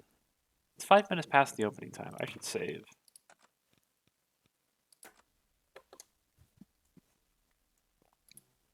There's always a rush of calls coming in right about now. A lot of very important phone calls, too. People eagerly waiting to call their families before the lines get too busy, or to call their bosses to let them know they're sick. But no lights have come on today. After some time, I start feeling anxious and I patch myself in on one of the lines. But it's dead quiet. I try several, not even interface can be heard. Or not even interference can be heard. This only means one thing. The lines aren't even connected. I can't even phone out to ask what's going on. Stop pacing around impatiently. What is going on? Like I said, listen to sirens like I had been told to do. I even suspend my fear of the radio and tune into the emergency frequency. There was nothing. Could it possibly be that I've been fired? Those calls I missed yesterday, did they finally catch up to me? Oh, I know that feeling. Being like, oh no, did I fuck up really bad? And I recall the note from the other day. Maintenance day. Does that mean that everything should have been disconnected? Who's taking my calls right now? I read the note again. I don't see any mentions of the phones being shut off. Then I hear a knock on the door. In my panic, I hadn't even heard the guest drive up. Is that the company representative? Ah, not even wearing my uniform. Oh, 1 minute. Hastily slip out of the nightgown and grab the uniform off the rack. There we go.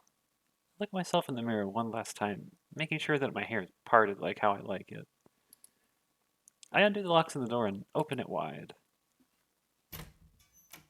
Oh my.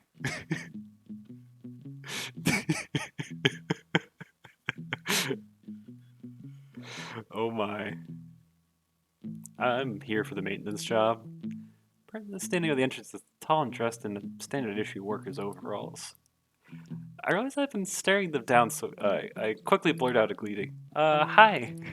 This is really awkward. They give me a polite nod, and I hastily return a full-blown bow. I keep the door up shyly, separating me and the representative. Can you take me to where the foreman of this office is? Foreman? What's a foreman? Stand there for a while, blinking at each other. May I come in? Yes. Of course. I move out of the way, hiding my body behind the open door. Oh, yeah. It was real weird. The tall person stepped inside, making sure to take their muddy boots off by the entrance. Somehow, seeing them in socks makes them seem a bit less intimidating. I close the door behind us and turn around to face them. Worker looks around, seeming somewhat confused. It's just you today? I look down at my feet. It's just me in general. I see. I walk around the room, throwing stray gazes at my belongings. Very lived in. I'm not sure what to say in response to that. They raise the clipboard that they've been holding and walk over to the row of switchboards. They stop at each one after giving it a good look, making a note on the clipboard. I'm not sure what they're writing down, but I'm sure it's important. During a visit like this, I'm not sure what I'm supposed to do, so I just continue tailing them as they inspect the place. Do I get a passing grade? I'm not here to grade you, miss. The person doesn't look up as they speak to me. I know. You're just here to grade the switchboards.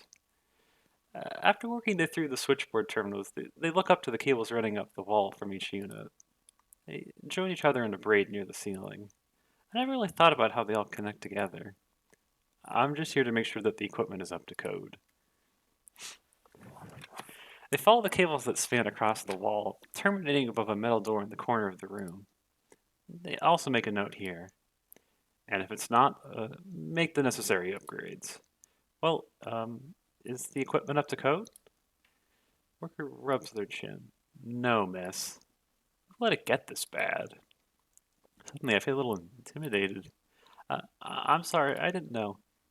You should have phoned in to let us know earlier. That's quite the mess for me to clean up. Don't worry. You've taken good care of the switchboards, I can tell. But protocols haven't been followed here. That's something we have to address. I look around the room. Everything's just the way Clara left it, but I never knew that there was some sort of problem with the way she had things set up. That's just how I've always known it. Is that something that needs to change? The representative looks around at the several doors leading out of the room. Is there an office here? An office? I think so. I take to the key box on the one, look for the right key to use. I grab the one on the tent that says office and lead the representative to one of the doors. This building's too big for me, so I just keep these doors locked and pretend they're not there. Representative smiles at me, saying nothing. The door opens with my key, leading to a small room with a desk, chair, and some filing cabinets. Representative steps past me and sits down at the desk, using their own key ring to open the filing cabinet. Guess they've done this before. What's in there? Maintenance records, mostly. schematics, blueprints, and the like. They go through the drawer, picking out a few folders and setting them on the desk. A puff of dust rises from the folders as the books are put down. The representative doesn't cough. They open them up for me, going through the documents within. I look over their shoulder, trying to parse the information on the pages, but I can't understand any of it. This looks complicated. Representative looks up from the books. It's a circuit diagram, miss. It covers how the switchboards are wired. Part of your basic training. Oh! I'm not very good at that stuff. The worker looks at me puzzled. Were you not trained by Alkaline? I shake my head at them. Then, do you know when the last maintenance job was? I don't know. uh, I don't know a whole lot about this. My sister taught me how to do this job. Sister? Representative taps on the with their pen on the desk, thinking. They bring out yet another folder of papers. This one looks like a directory of some sort. Each page has a table of names, hire dates, and who was their manager. They flip through the pages, all the way to the very last one. The worker puts their finger on one of the names at the bottom of the list. Miss Lapine. That's me! Clara Lapine. I shake my head. That's my sister. I'm Anna. I see. So you're not actually working for the company. I am. You do? You're not on the ledger. But I work here every day. The representative sighs and puts the folder back in the drawer. Don't worry, miss. I'll write that your sister was present. They stand up, leaving the room with a rolled-up schematic in their hand. I look down at the filing cabinet, feeling that I might have been doing something wrong this whole time. I follow the work back to the main room. Representative sleuth and a sleuth around the room, and then at the schematic. They appear deep in concentration. So you mind my name now, but I don't know yours. Representative looks up from the diagram. Name's Courier. They point to the name tag on their uniform. Oh, I thought that was just a title. They look down at the tag and exhale lightly as if amused by my mistake. Couriers deliver things. I fix things. They smile back mildly before returning to the blueprint. Oh god, no, that was real awkward motion. Oh, I thought, oh god. The music let me know this might happen as soon as we saw this person, but this is, this is awkward. Holding. It seems to resemble the room we're in. I view a few of the rooms that have labels on them, like office and break room. Curiously, some of the rooms in here don't match what they currently are, like my bedroom. I guess that was added later. Oh wait, so your bedroom is literally attached to this place? God, you sleep where you work?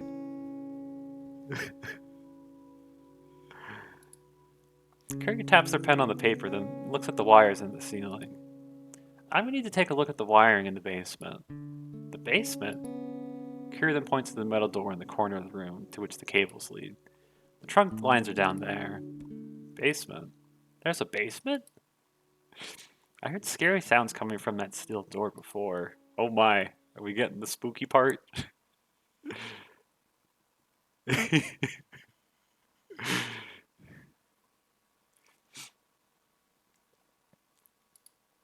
It's clearly an ominous place where it's better not to go. You can tell it's ominous because the music was cut. Of course, they say nothing about that out loud. In the end, I just nod and follow the representative to the door. The door is locked, so I go for the key box again. After poking around, I can't seem to find the right key. I have no recollection of ever seeing one in the basement or anything like that. Let me catch your breath.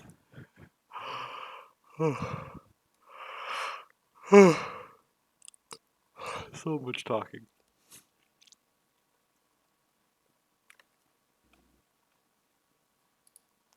Many of the hooks have keys that are missing. This never told me about the basement, so I don't know. I looked at Curry and they look back at me. They left the keyring hanging off their belt.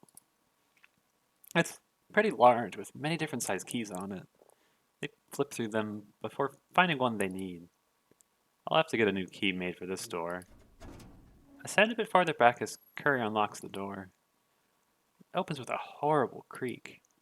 Could probably open every door in the building with those keys and then some.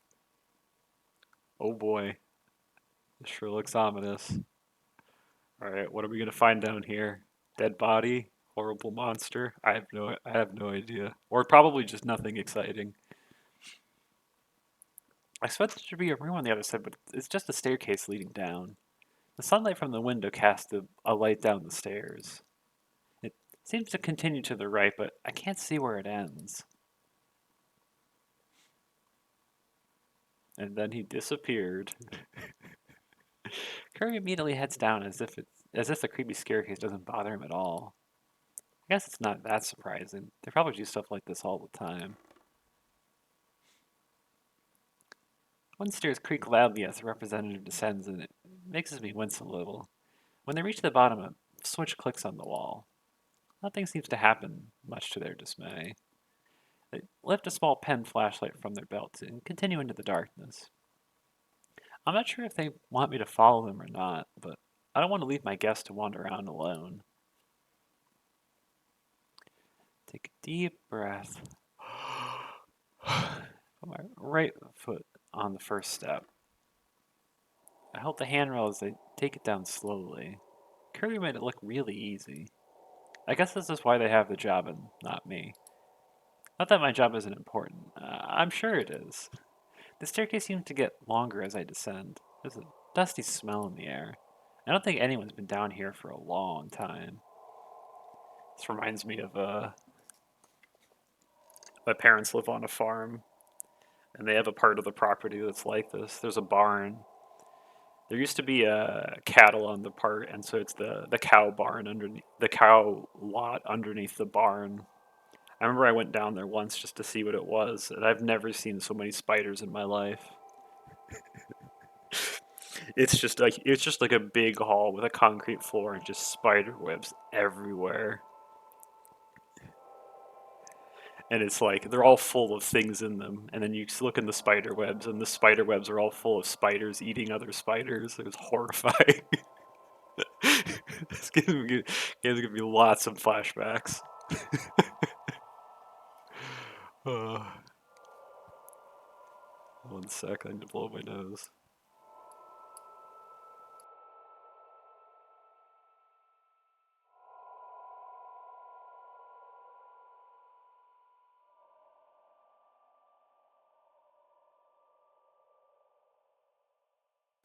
Yeah. The scary thing is, I don't know how this happened, but my parents' cat got trapped down there for like days. We thought he got eaten by like an animal or something, but no, he just got trapped down there. I know. So many spiders. I have a photo of it somewhere, but I don't know if I want to find it. It was pretty horrifying.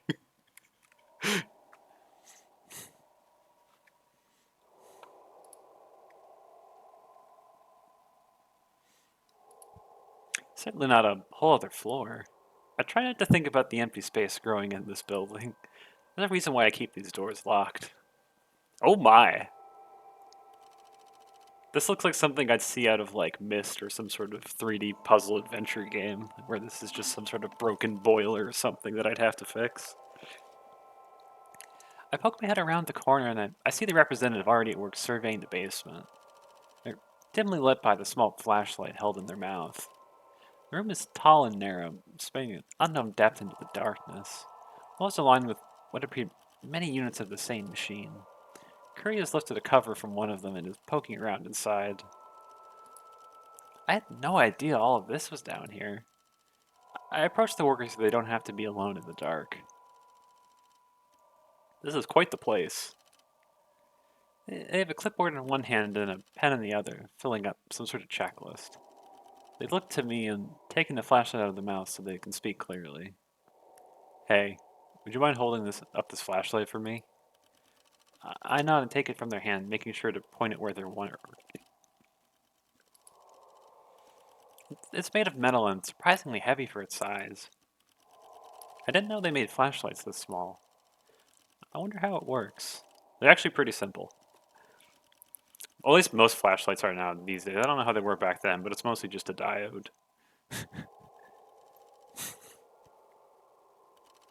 Or I guess no, this is probably old. This is old enough. It's probably more based off of incandescent lights.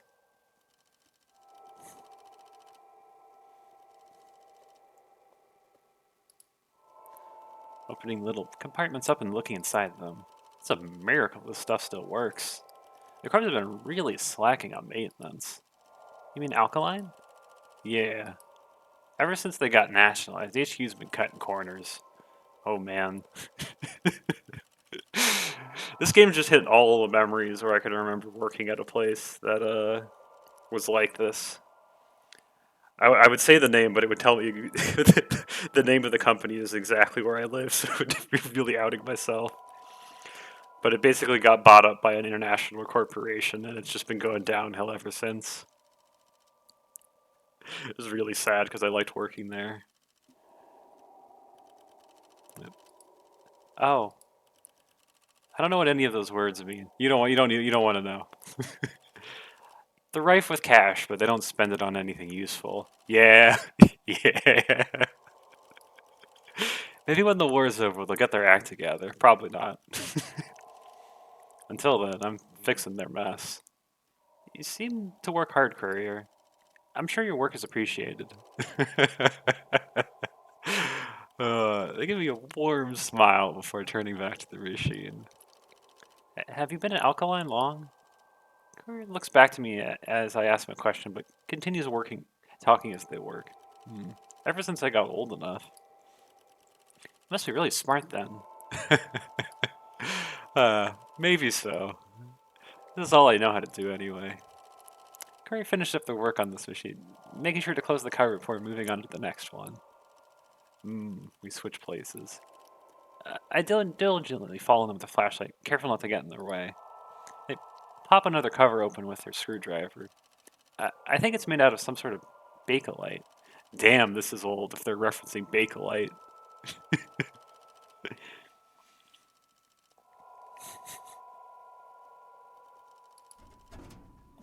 They lift it off and set it aside. It looks heavy. On the inside, this machine looks very similar to the last one. What are these machines? They're part of the exchange. These are switches, panel switches to be precise. This bank uses the newer model of straight panel switches. They're a lot more reliable than the old rotary ones. Rotary? Yeah, the old ones were a nightmare to maintain. Lots of moving parts. Don't even get me started on the wiring. As you might have noticed, there's a lot of empty space down here. That's because the old banks were so big. You could fit a whole room in the space left behind by those things. I look behind me and scoot a little bit closer to Courier. But why are they here under my house? I mean, I'm pretty sure your house and work are the same thing, so it's not that surprising. We just do the phone calls here. They're used to route transmissions to other central offices. They're what make the phone calls happen. I like that little noiseless exchange of, I don't know what that means. Or they're part of it at least. The telephone poles make outside are like the roads of the system, and these switches are like intersections. Oh, but I thought I made the connections, like when I plug in the wires in upstairs. Yeah, that's part of it. Though maybe not for much longer. I wonder what they mean by that. It means you're getting out of a job soon, girl. Welcome to the future. You're unemployed. uh,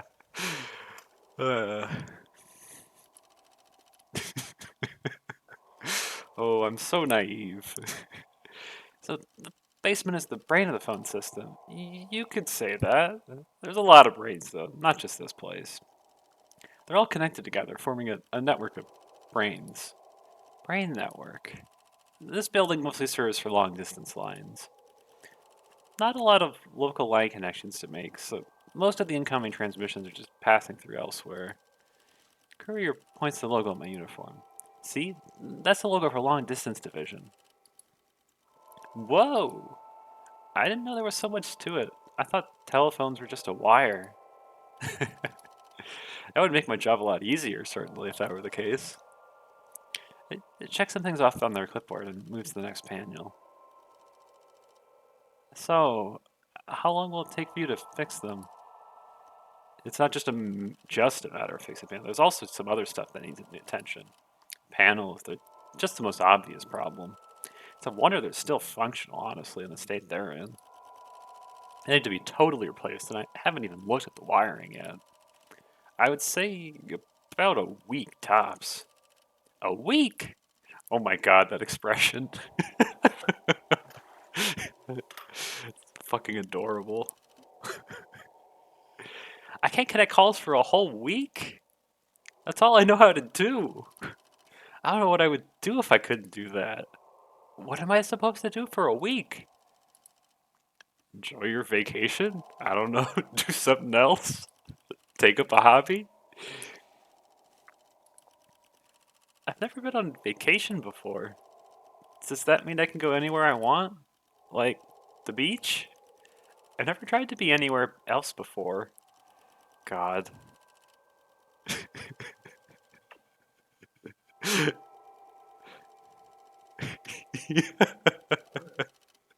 Oh, baby. uh, this game's caused so many memories. This is. I don't live in a part of the world this rural, but the vibes are just so on for this. Especially this part here where it's like there are just so many people in my area who've never left where they live. They just have such very narrow world horizons. It's like crazy that people like that exist to me, having left where I live for periods of my life. Uh, Nor but here. This is my home, and Claire would come home any day, and could come home any day and all. I don't know what I would do if I wasn't here when she came back home. No, I can't go anywhere. I have to stay here. Well, you could always help me. But that could make it go faster? Not really. Savage. Not really, but you'd be company. I'm out in maintenance. I don't usually get to talk to people. And you're certainly an interesting girl. Oh, baby, the flirting breaks out. I don't mind helping you out. I don't know what else I would do anyway. Consider yourself lucky. The only time I had off work when I fell down a scissor lift a few years ago. Why did that give you a vacation? Well, I broke my leg. Hard to get around. Oh, but if you'd rather do this, that's fine too. Oh boy, music cue.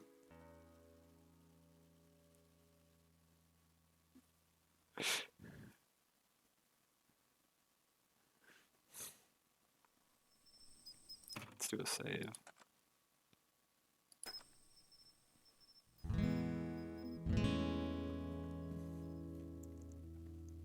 Come evening, Curry and I headed back upstairs. We'd been down there so long that it was already dark out. I apologized I didn't have any food to offer them, but they said they were fine. I offered a place to sleep for the night, but they said they had booked a hotel room. They probably thought the notion of staying at my house was a bit strange. I didn't think of it as strange at all. Yes. Alright, thank you so much for hanging out, Maiko. I will probably raid you if you're still streaming when I finish this. I don't know how long I'm going to go with this. I think there's horror in this game, but I don't know when. This game is full of surprises. I didn't really know what I was getting into. That intro really threw me. But we'll find out at some point. Alright, see ya. I'm waving to you. You can't see me because I don't have my camera on, but I am actually waving. I do that a lot with people who can't see me. Alright. Yes. Me too. I'm really curious what this is going to do. This has been a real slow burn, I'll say that much. It hasn't been bad, but a whole lot of nothing has happened for like the entire time we've been streaming. And we've been like 2 hours in almost. And almost nothing has happened. But it's not bad. But I guess, that's living out in the middle of nowhere. A whole lot of fucking nothing happens. And you gotta pass the time. I was just trying to be hospitable. I didn't really have a guest room anyway. I just had my room in Clara's. And her room is, well, I don't think I could let anyone stay in there. I wouldn't want to make Kira sleep on the floor, so I guess it was for the best. They say they would be back tomorrow morning to start work properly. I wonder what sort of changes they'd bring to the place. Change is something I'm not used to. I've lived here so long that I've gotten used to everything being the same. After Clara left, I made a point of it. That way things won't be strange when she comes back. I went to bed early that night. I was tired from all the going-ons of the day. I'm really not used to having guests over. I mostly keep to myself, but without any phone calls to make, I guess I just have to socialize. It's not so bad. Courier's nice. They're a bit strange, but I guess I'm a bit strange too. Oh, baby. It's like occasionally I'll see a line and it's just like, oh man, this is a line from a cheesy romance plot. It isn't too bad, but occasionally a couple lines will jump out to me that like they're strange. I'm a bit strange too. It's like, bam, that is right out of like a romance fanfic. uh, but that's why we're here. Without thinking too hard about anything, I let myself drift off to sleep. All right, do we get horror finally? I dreamt of the ocean. The waves were crashing against the shore and the wind was blowing through my hair. I was standing on the beach looking out at the horizon. The sky was all gray. It looked like it was about to rain. I was barefoot and my feet were sinking into the sand. Man, it's so long since I've been to the beach. Yep. That is, I expect to see something like that. Yeah. Yeah. The waves were rolling against my legs. I couldn't feel any sensation of cold. Courier was there too. Oh, yep, there we go. Start dreaming of the dude. Courier was there too, standing distantly on the shoals. Or was it Clara? Oh, baby. I couldn't tell. Oh my. I tried to call out to them, but they didn't seem to hear me. They were just staring out at the ocean. I tried catching a glimpse of their face, but it kept changing. Help, they said. Help me. I didn't know it was wrong. Is a little rain really that bad?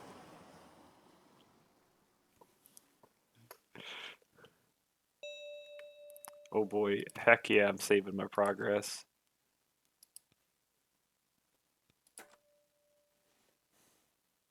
Alright, here we go. I've been up since early in the morning and I've already gotten dressed. Today I won't be caught off guard. A good second impression is just as important as the first. That means you have consistency. Whether that is a good or bad consistency, well, that's in the eye of the beholder. I take pride in mine regardless. I stand by the entrance waiting for their truck to roll up to the driveway. I peek out of the window every once in a while, but there's no sign of them yet.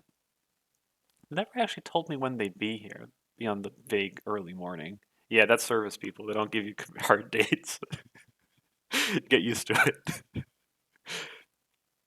Curry seems like they'd be the punctual type, though. They take their job more serious than I think I ever could.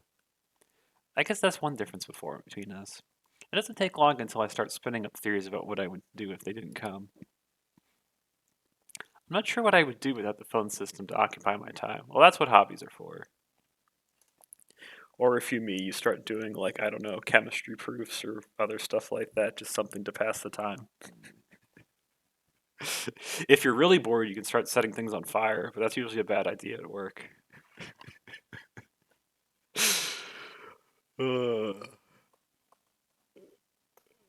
But you're at home, you're at work. What's the difference?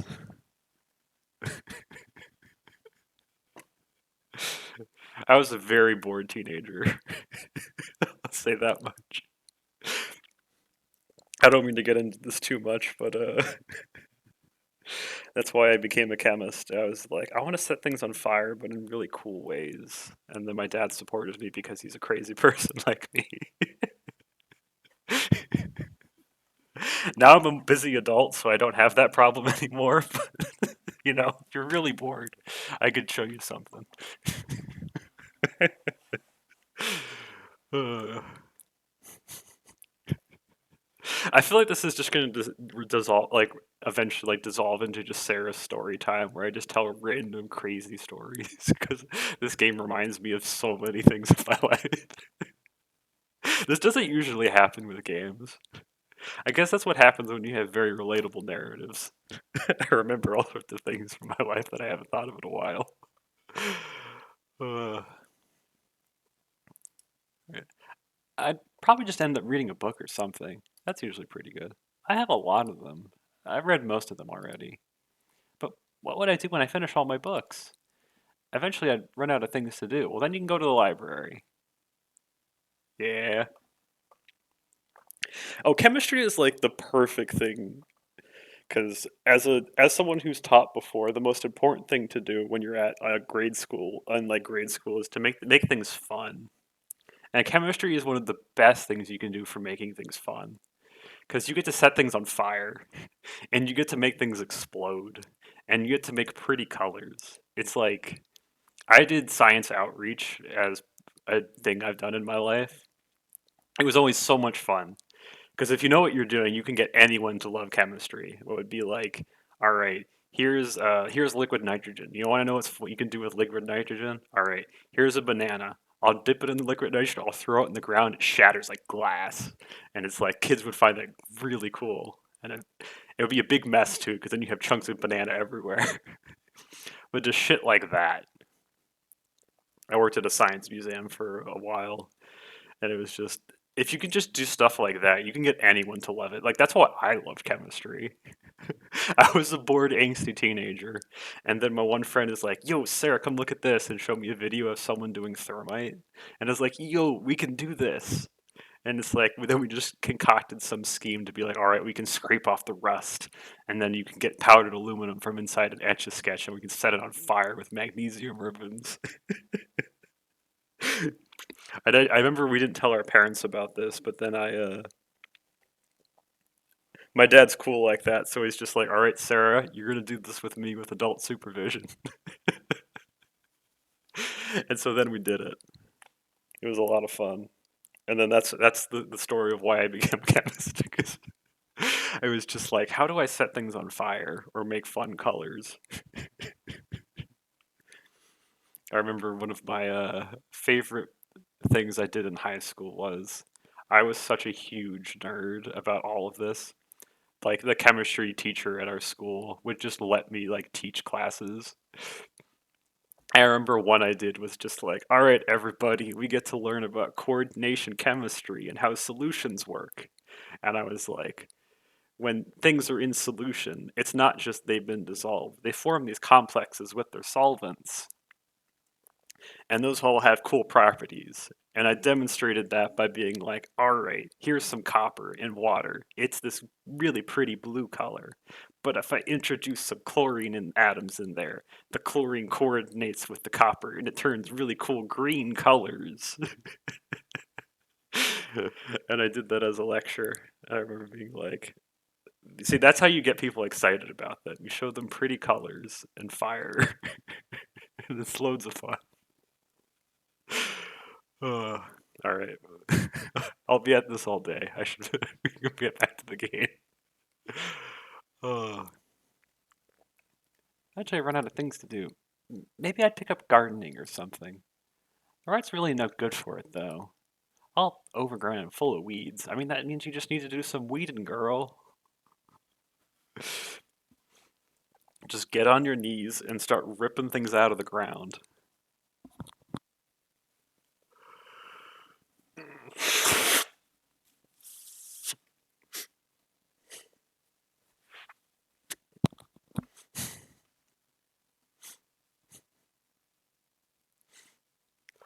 I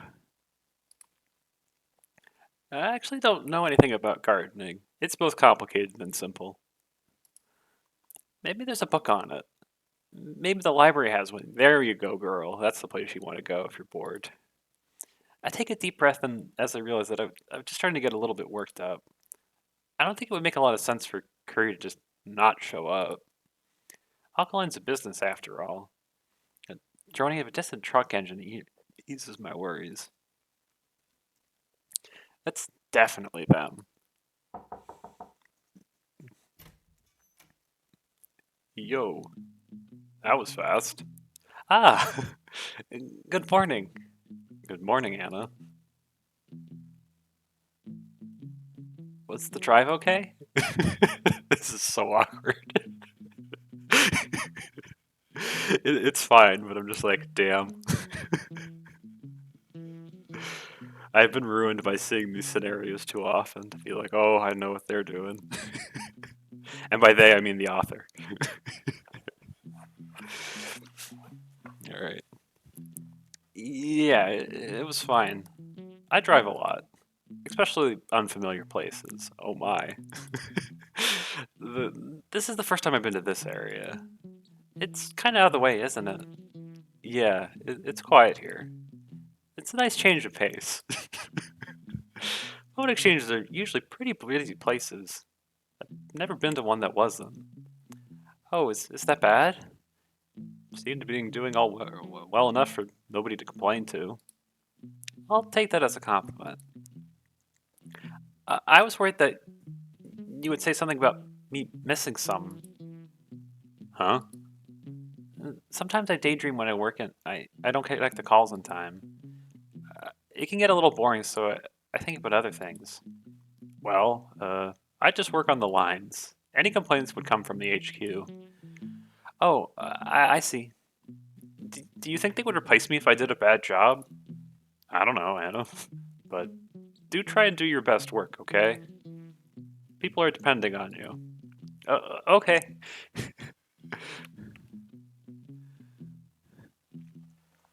Oh, I don't know.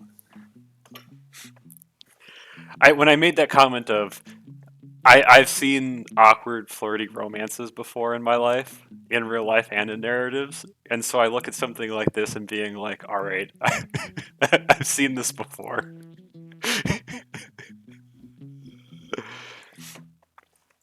I mean, I think the author has things. I actually know almost nothing about this or the people who made it. I tend to buy games with very little knowledge of what's going on. Like, I didn't even know this was a horror game or not. I just see, like, super tiny games made by, like, independent developers who are being like, this is my game. There's going to be no, I'm going to make no money from this. But it's a very, like, personal game that I'm very proud of. It's like, I relate to that vibe, and so I tend to buy those sorts of games knowing nothing about them and then playing them. And so that's what I mean by seen this before. Not this in specific, but this sort of thing. Okay.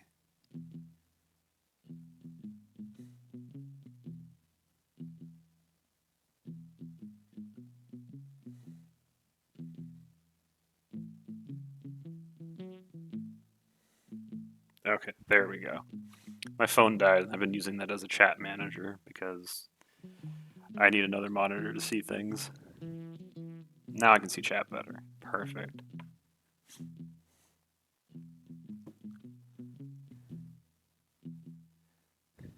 Yeah, I'm like big into that. It's like my vibes for video games are like into like very personal statement written by like one or a couple of people.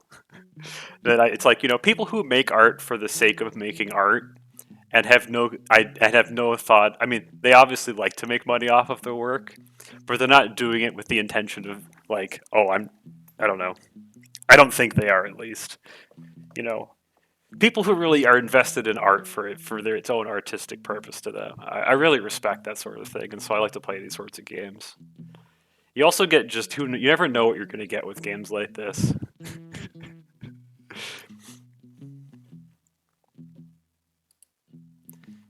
Curry looks around the room. That leads me to Curry unrolls a big sheet of paper on the table.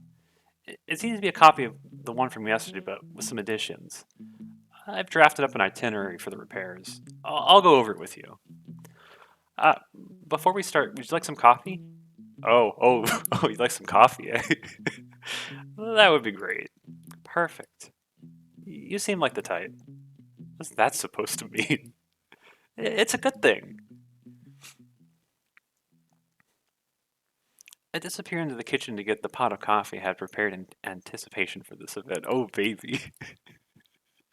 We a nervous girl. I pour up two little cute cup little or I pour up two cute little porcelain cups and bring them back to the table. When I get back, Curry's sitting on the floor looking over the blueprint on the table. I'm glad they're already feeling at home here. I place the cups down and take a seat next to them. Here you go. Curry takes the cup and takes a sip almost immediately. I make a funny face. I guess it's not very good. Sorry, it's ration coffee. It's fine. What coffee isn't? Yep. I guess that's true. I take a sip of my own coffee. I make no expression. This bitter taste has become ordinary to me. I bet this probably tastes like burnt diner coffee that's just been sitting on the pot for hours. And you're like, the good, the best of the best diner coffee that's been burnt. Probably the closest I've had to that. Have you always liked coffee? I still don't love the taste, but I find the routine of it comforting. You don't like it? So why do you drink it? I guess it makes me feel like an adult. Oh god. How young are we? Are we like a teenager? Yet I've been doing this job for years. I assumed I was like, I don't know, like a young 20 something or shit like that. So, timeline. Actually, well, I guess I have to be because I don't go to school. If I'm doing this job all the time, then at least that means I'm not in school or something. So I guess I'm like, I don't know, probably a young high school graduate. Yeah, so I'd probably be in my early 20s.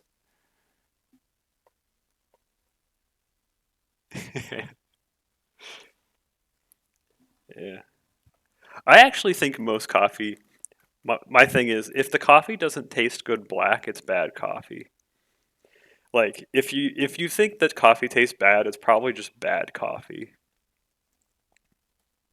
Because it's like the same way I've been with like rum, where it's like if you've had really good hard alcohol, you're like, this is amazing. I'm glad I don't have access to this because it'd be really easy to drink too much. But it's like I know it exists, so that like when you have most stuff, it's like the common stuff is this is just low quality. Because like good coffee, if you have it straight and it's really good quality, tastes phenomenal. You have to know how to brew it too, though, because there's a lot of things in coffee that taste bitter, and you have to really know the temperature and the beans and stuff. It gets complicated if you want it to taste really good. So like most is not well done, and so like that usually tastes pretty bad if you're not used to it. Yeah.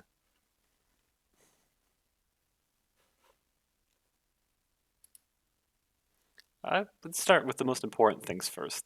The switches, but those are on a special order. So I'll start with what I can do right now. The wiring I could do today. It's a bit of a mess from what I've seen, but I can get it done. I just nod quietly. I haven't seen the terminus yet. I wanted to get a look at it yesterday, but I didn't have the time. A terminus? Is that the big box outside? Yeah, that one. I'm surprised you know what it is. I guessed. We could take a look at that bit in a bit. There's the AW1054 and the TW44. They're big units, but they're not too complicated to wire up. They're already assembled too, so we should be able to get them up and running pretty quickly. We'll leave that for another day. We have to wait for them to be delivered anyway. That about covers it. It's a lot of work. Indeed, so let's get going. Oh, but first, Anna, would you mind helping me bring some stuff in? Okay, sure thing.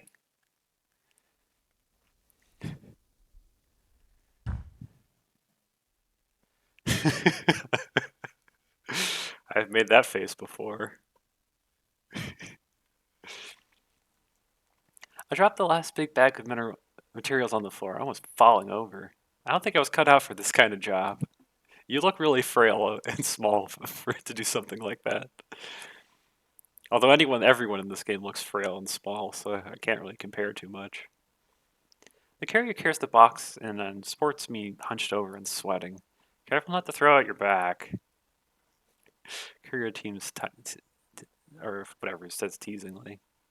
Set the box down near the door into the basement. I decided to take a much needed break and lie down next to the coffee table. Courier sits down next to me. They eye over some blueprints to the building. Station 45 East. Huh. Look at the wiring coming from the switchboards running along the ceiling and through the walls. Scratching their head, they stand up to study the area. I watch them trace the wires from one side of the room to the other, noticing the wire going to my bedroom. Not sure if you know anything, but I'm a little confused here about something. I sit up and face them. Would you happen to know why they rerouted the wires in this way? They point at the wires going from the switchboard to my bedroom and more wires going from one part of the building to another. Not really. Figures, figures. Curry strokes the chin, looking away as if for an idea. They tuck some of their hair behind their ear and open the door to my bedroom. Oh my. I hear some rattling from behind the walls as Courier starts to pull on some of the cords. The first time anyone has been in my room. Since there was a little bit of a storm last night, the boots are probably really muddy. I thought of having to clean up all the mud that's probably being tracked around in my room. I make my way up to the room. Courier's already has their hands full of wires. Excuse me? Courier stops to listen. Mr. Courier? Look a little off guard. It's Miss Courier. Miss Courier. Oh, baby.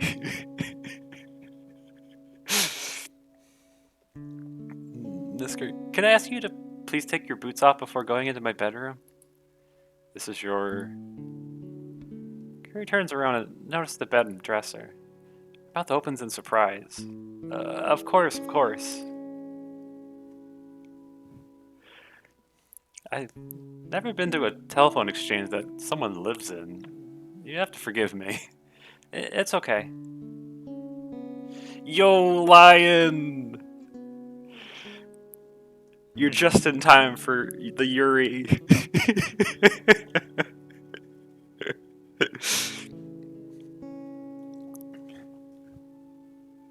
It's not like it hasn't been going on for ages, but now we know it's Yuri. Yo. Yep. Bare feet, oh no, indeed. Courier Pommy talks off her boots and leaves them by the door. I'm a little embarrassed that I had to ask her to do that. I don't want to seem uppity or anything. I'm just a little particular about my room. If my room is messy, I feel like my mind is messy too. Stuff needs to be in the right place. As I watch Courier continue to strip the wires from the walls, little paint chips dance on the floor as the guts are spilled. I just sit in my bed, watching Courier work. I don't think this is something I can help with.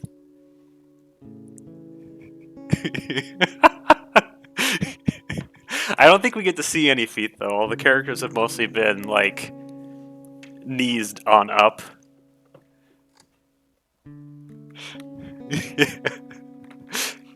Oh, you should have seen the vibe shift. The beginning of this game is like the tortured mental gymnastics of a pop star getting like abused to be popular.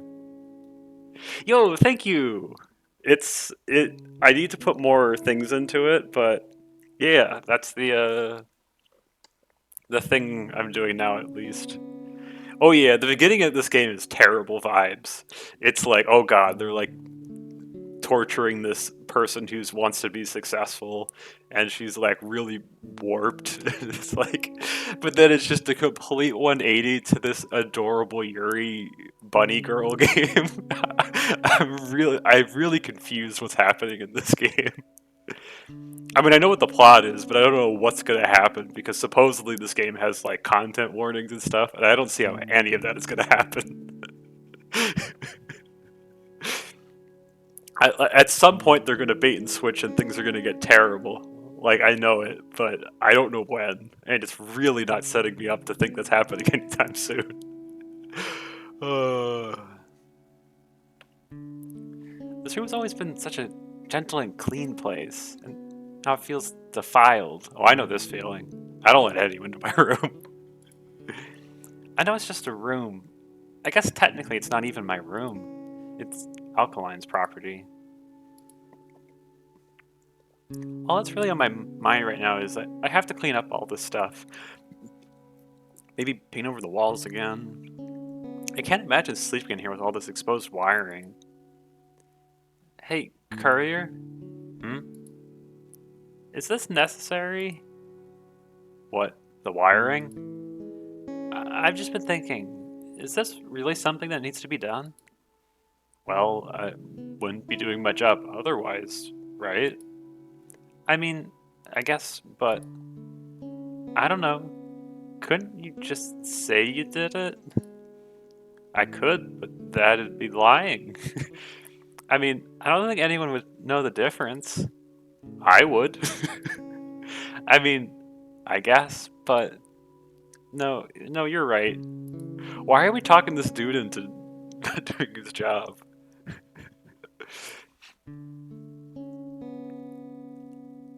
Alright. If I were in Curry's position, I'd probably do the same thing. I'd want to know that I did the job right. It's a little more complicated than you'd think. Those old terminals are being decommissioned. Once we've switched out all of them, we're shutting down the whole system. That also means we'll need to switch out the wiring. You don't want to lose access to your switchboard, right? No, of course not. Looks like things will be changing wherever I want them to or not.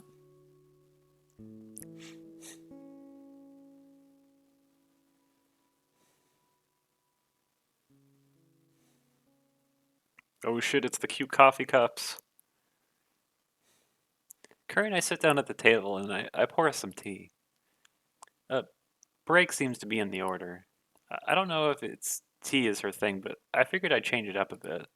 Give Curry a full sampler of the Anna experience. Oh baby.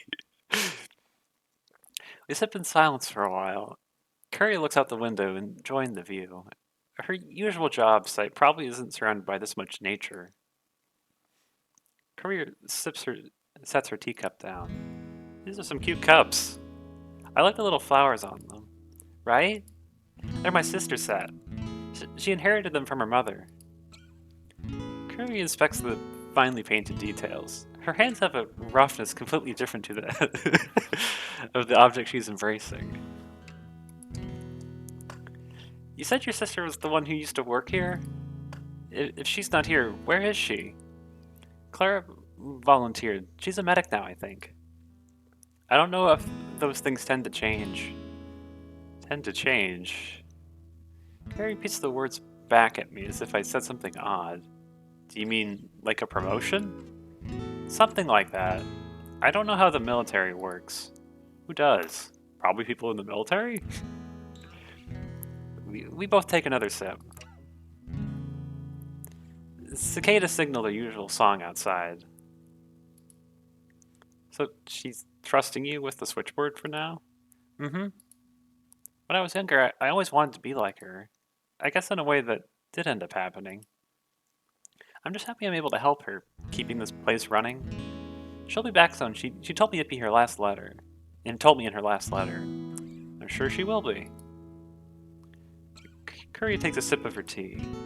You know, I've never met anyone else from Alkaline before. Is it a fun place to work? Fun?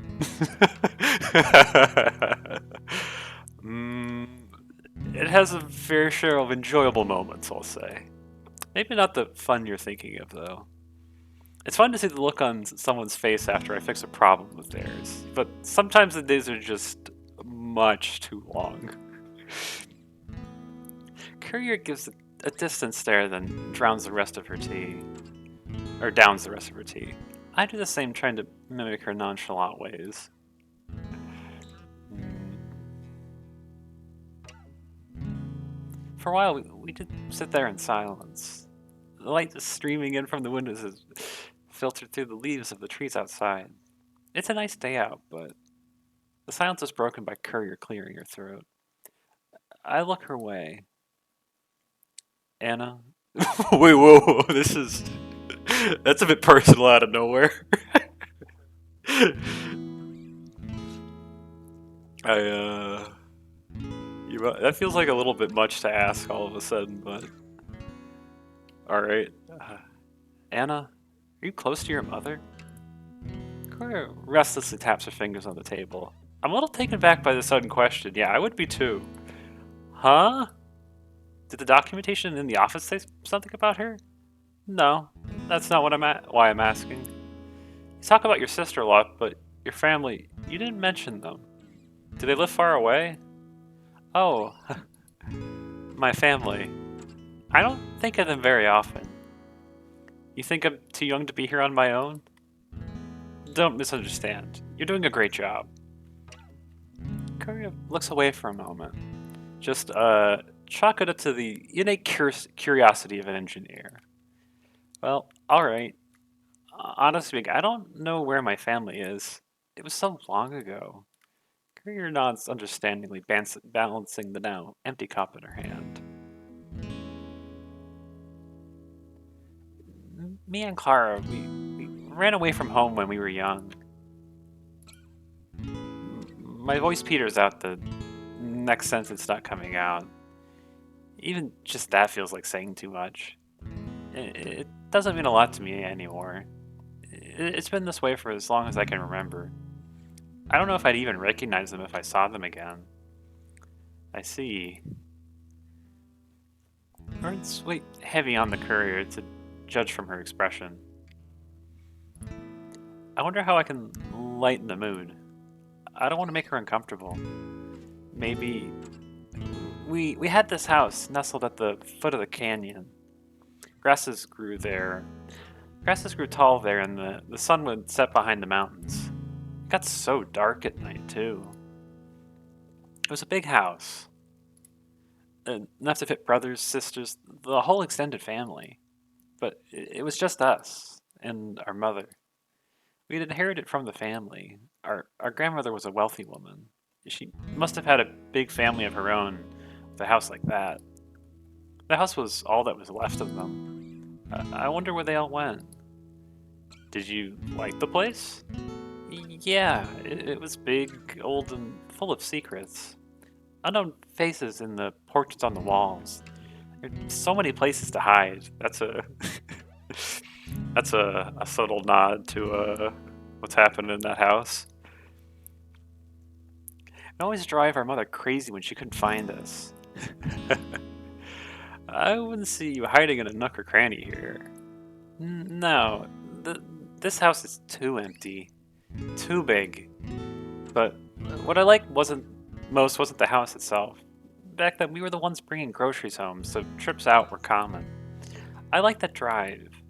Grasses, the pelt of rain, long roads. I would often imagine myself running on the white fences that lined it. I guess, all things considered, it was a good place. Ever write your mother? I don't look up, but I can feel a courier's eyes on me. I don't have her address. I would be shocked if Clara ever wrote it down. I don't think she ever intends on going back.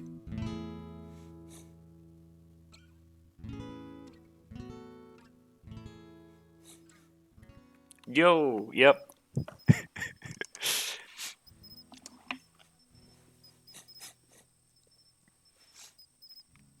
The day's work coincided with Courier finishing the wiring on the first floor. That's a big milestone, she said. I helped her with the last few rooms because I couldn't stand mulling about while someone else was working away in my home. I didn't do much except clean up after her, but I think more than anything else she'd appreciated the company. Curry's surprising. She's a lot more talkative than I thought she would be initially. We ended up talking about all kinds of things. I guess she's just a little slow to warm up. I mean, that is she's on the job. I don't imagine you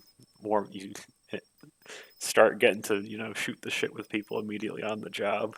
That's not usually how that goes. Carrier said her goodbyes and took off for the night. My day isn't over yet, though.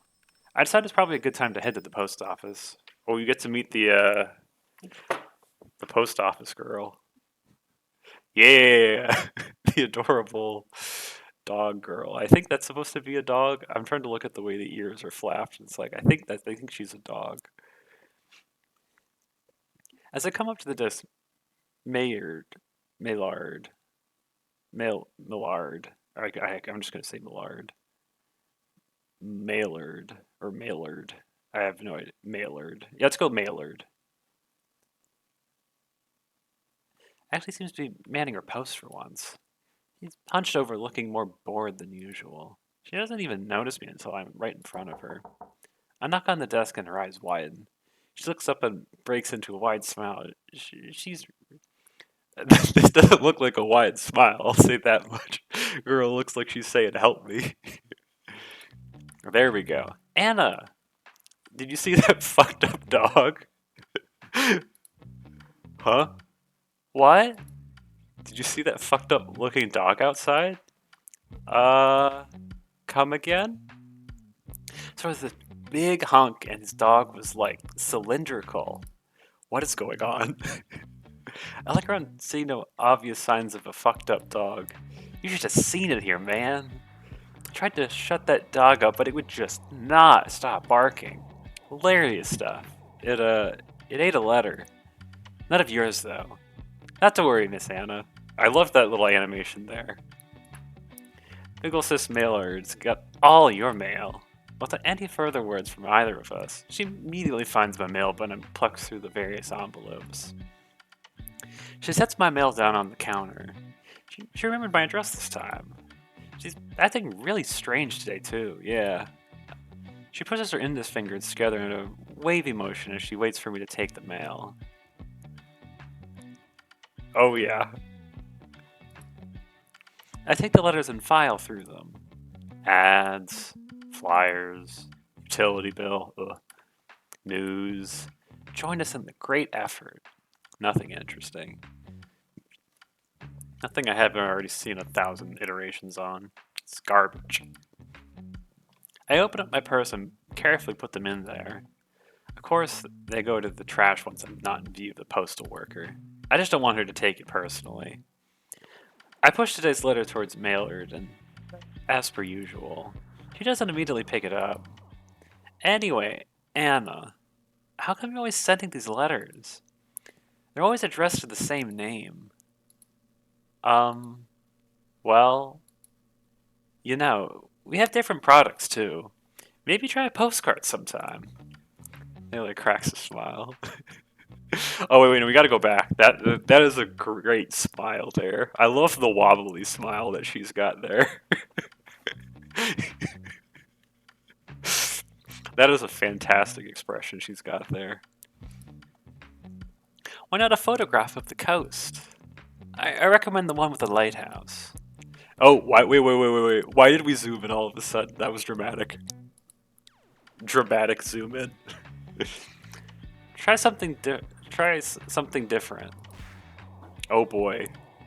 We're getting all the great expressions from Maillard today. Maillard picks up my envelope and makes a stance. Thanks, miss. I'll keep that in mind. She tosses the letter into the outgoing mail sack. It gracefully lands in it to my great surprise. I do wish she'd be a little more careful with my letters. I don't want them to get lost. Now that they're in the bag, I can't do anything about it. I leave it to the system to see that my letter gets to its destination. Can I trust the system? That's a great thing. I don't know. Claire's not gotten back to me yet. Say, Maillard. Yeah? What happens to letters that don't get delivered? She thinks for a moment.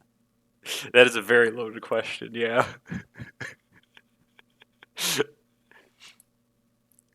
They get returned to the sender. What if it's a letter that's been sent to a right address, but the recipient isn't there to get it? The letter would be left in the mailbox until somebody picks it up. What about a military letter? Um, you'd have to ask the military about that. Right. Thanks. Huh. What were we talking about? Nothing. I'll see you. I've had enough of this. I turn around and take my leave.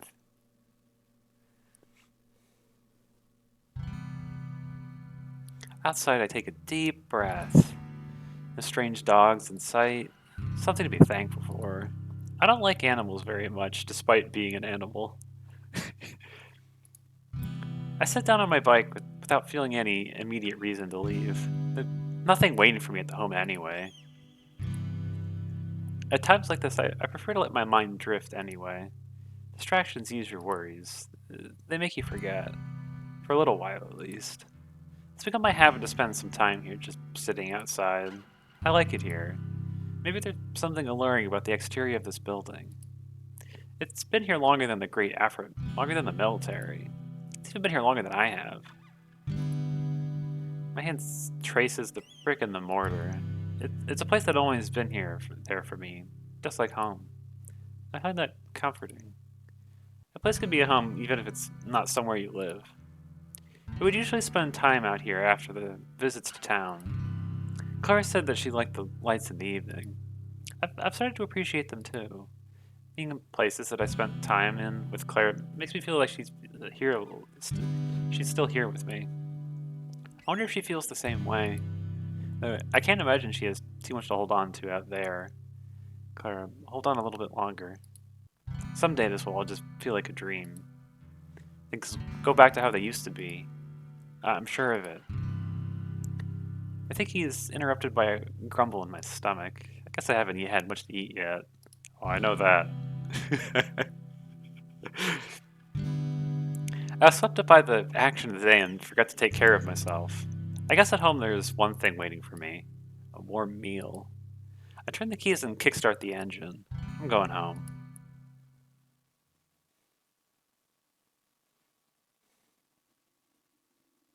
Carl and I took the long drive to the city. I don't know what it is we came to get here, but I'm sure it's important. It's crowded, a sea of people. The bustle of the city is something I could never quite get used to. She tugs me along as we weave through the aisles of the department store, the clothing section. Racks of clothes seems much taller than normal. I can only see the ground in a labyrinth of coats surrounding me. Clara pulls me along as we squeeze through the two tall racks. Halfway through, I lose her hand. I make it through, then look around. She's nowhere in sight. Yo, being lost in a department store, that's a terrifying thing as a kid. Clara? Clara? I stay put, though I just feel frozen in place, afraid that if I moved, we'd lose each other.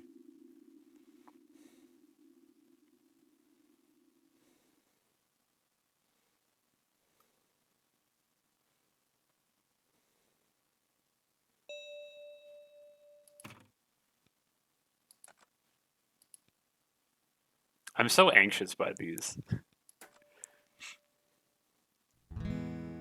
This morning, Courier helped herself inside the house. I was just in my morning gown, so I ran off embarrassed to get changed. I told her that I'd have to leave the door unlocked for her, but I ultimately forgot about that whole interaction come morning. Oh, hey, it's the coffee seat again. We found ourselves sat down on the floor on the cushions in the main room, and we enjoyed our regular morning routine, drinking coffee in silence. This reminds me of or actually, I will get into that story. Maybe later. We've had to a lot of distractions today. Something felt unusual or out of character about it. Curry is starting to feel more comfortable here, and I'm getting more used to her presence. It's not something I should get used to, though. Nothing is permanent, especially this. I open a can of tuna. I pop open a can of tuna.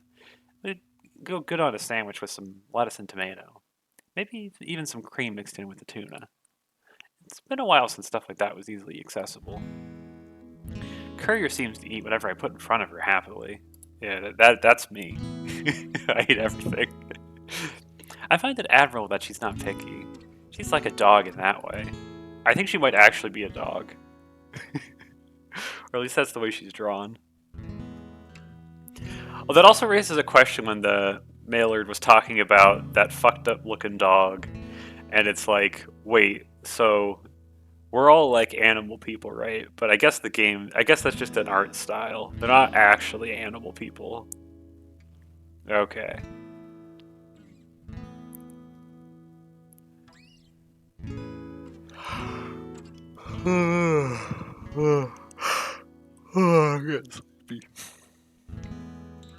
Watching her pick up bits of tuna with her fork is pleasing, so I didn't really want to sully it with any ideas that life could be better. That's depressing. I was content just watching her eat. That's also a little weird. I don't actually feel hungry at all. In fact, I was more full than I've felt in a long time. Curry has disturbed has disturbed the stillness. What I didn't know existed until she was there to stir it. And in that stillness, something's growing. Yeah, you're falling in love because this is a Yuri. My first instinct was to get rid of it, but I don't even know what it would look like. Maybe it's okay for things to just be what they are. Yeah. You're falling in love. I know how Yuris work. Even knowing that I have to say goodbye to all of it, say it to it all soon. Craig would probably find these observations strange, so I keep them to myself. She'll finish her work and leave. I never deluded myself into thinking otherwise, but sometimes she looks at me and it feels like she already understands. We exchange no words. So, how? Oh, hey, we're in a new outfit, I think. Or wait, or maybe this is just casual wear. I forget if we've seen this before. Carrie finishes eating, placing the tuna down, washing it down with a big swig of coffee. I find the act quite reprehensible, but it's not my taste buds. I guess she's just eager to work. I have to go pick up a package today. It'll be a few hours. The post office isn't so far away, so I wonder why it would take so long. A few hours? It's at the depot. At base 8. Special order. Base 8. If I recall, your hotel is closer to the base than here. Why did you bother coming all this way then? Kyria looks a bit surprised at my perception. Ah, so, two things. First, I need some help lifting. Those boxes are a pain in the ass. I was hoping I could enlist you. I interject. I don't know if I'd be much help. I point to my skinny arms. Don't worry, you'll be plenty.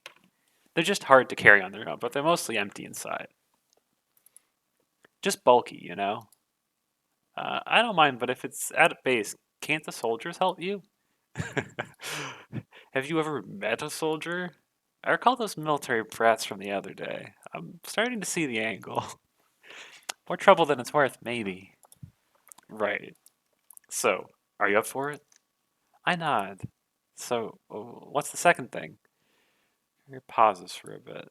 Anna, I want you to become an official employee of Alkaline. You've already been living under the guise of your own sister all this time, but obviously the person on that ID isn't you. But what if it was? If I work my magic right, I can make sure you get a proper ID and everything. You'll be a real employee. You'd be safer that way. These are uncertain times. I'm owed plenty of favors. It wouldn't be a big deal at all. I I blink at Courier, not sure what to say. She could do that? She'd do that for me? Why? Why would you go out of your way to help me? I don't know. Why should I replace Clara? My sister will come back day and then everything will be okay. Courier nods, closing her eyes. The way she does when she needs to think about something really hard. What if your sister doesn't come back? I felt painful about how she phrased it. Please don't say things like that. I know she'll come back. I know she will. I just know. She... Clara will come back. Once all this all blows over, she'll come back. Courier takes a sip of her coffee, seemingly a bigger swig than usual. Give herself time to think, perhaps. Okay, but if she does it, I don't want you to have something. I want you to have something to fall back on. Courier's really persistent about this. I know she's just trying to be kind. It's just in case. I know it's just in case. I know she'll come back. I feel unable to say anything useful as a response. You don't have to decide now, but please, make up your decision by the time we get there. Okay.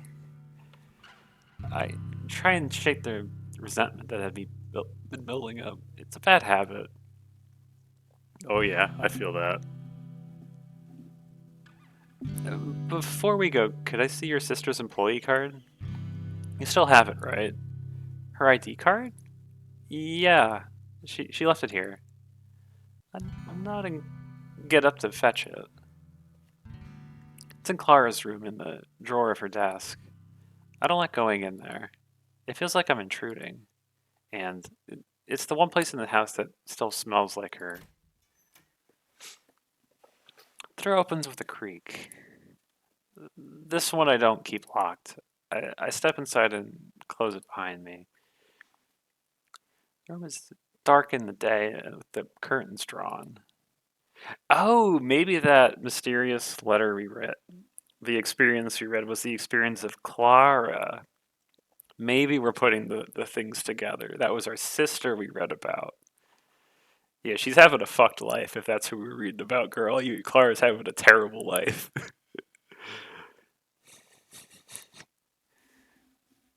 If that was the old, we only got to hear only got to hear a little bit of her story. Yeah, she's having a rough going.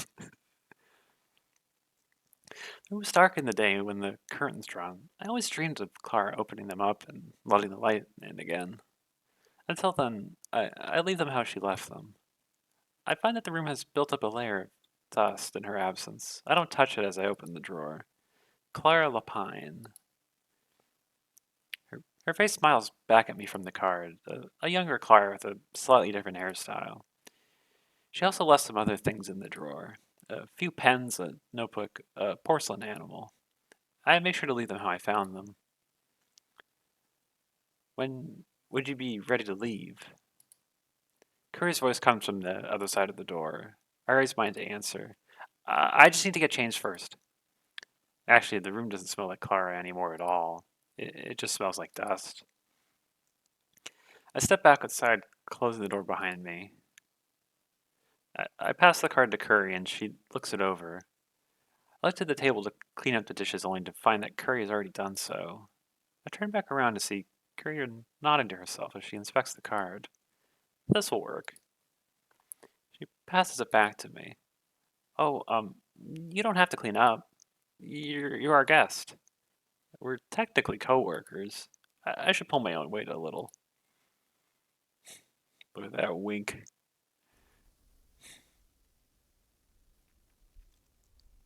I lift the helmet out of the box on the back of the bike and I pull on it. The goggles hang at my neck. Courier, who had seemed to be walking towards her truck, turns back to me. You're gonna ride that thing there? I half expected her to berate me for leaving the keys in the ignition. Of course, she's not my sister. I was going to. It'll be faster if you ride with me. Oh, this thing is pretty fast. My sister had it tuned up. I'm sure it is, but it'll be trouble if you ride it into the base. Don't want to see documentation and all that. Good point. Not wanting to be inconvenienced, I put the helmet in the back of the box and walk her to the truck. I try for the passenger door. It took more resistance than I expected, so I flounder on my first try. I guess it's been a while since I've been in a car. Oh man, that is an old truck. I mean, I guess this is like the 1940s, so that makes sense, but damn. That is old. The seat's a bit low but uncomfortable. I can't completely see over the dashboard. Courier gets in on the other side and looks to me. Safety first, she says, making a motion of a seatbelt being dragged across her chest. I buckle up. Courier does the same. I'm not used to being in an automobile. I actually can't remember the last time I was in one. My sister never had one. My family never did either. The turn of the ignition clicks on the radio. It's playing a news broadcast. Courier turns it off. I find the action agreeable. Yeah. Oh, this is so adorable. This image is adorable.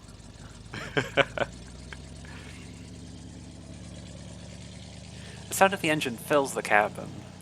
Courier pushes the gas pedal and the engine roars at us. We roll off.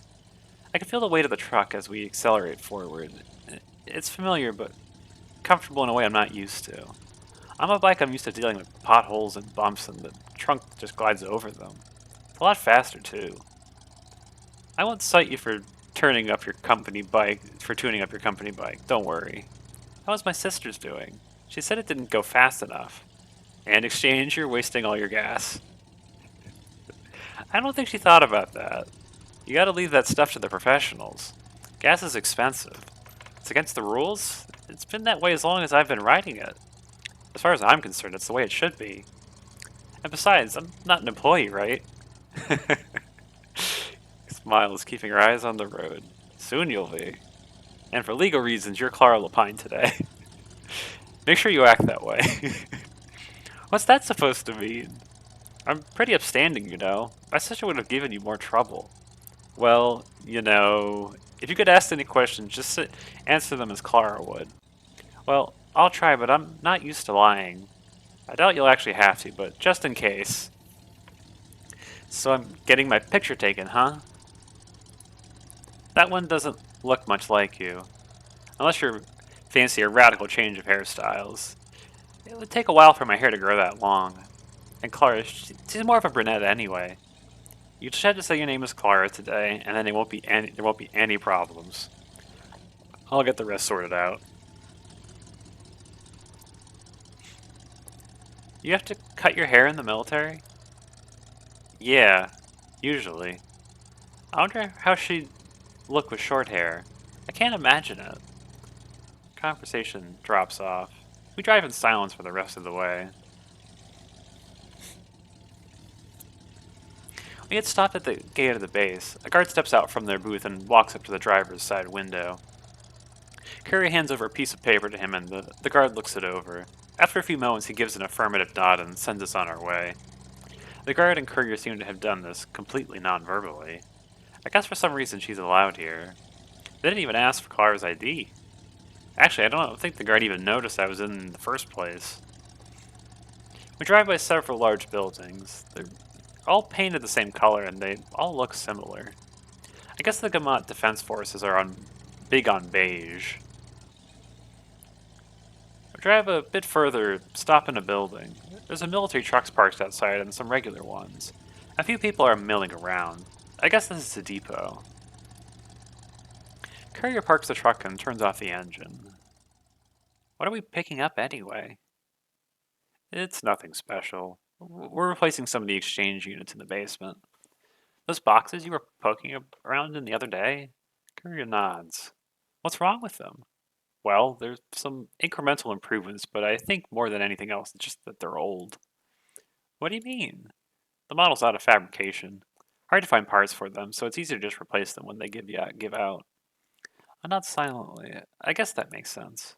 My sister fixed a tear in my dress once. There's a patch over it now, but I guess it's not the same for a machine.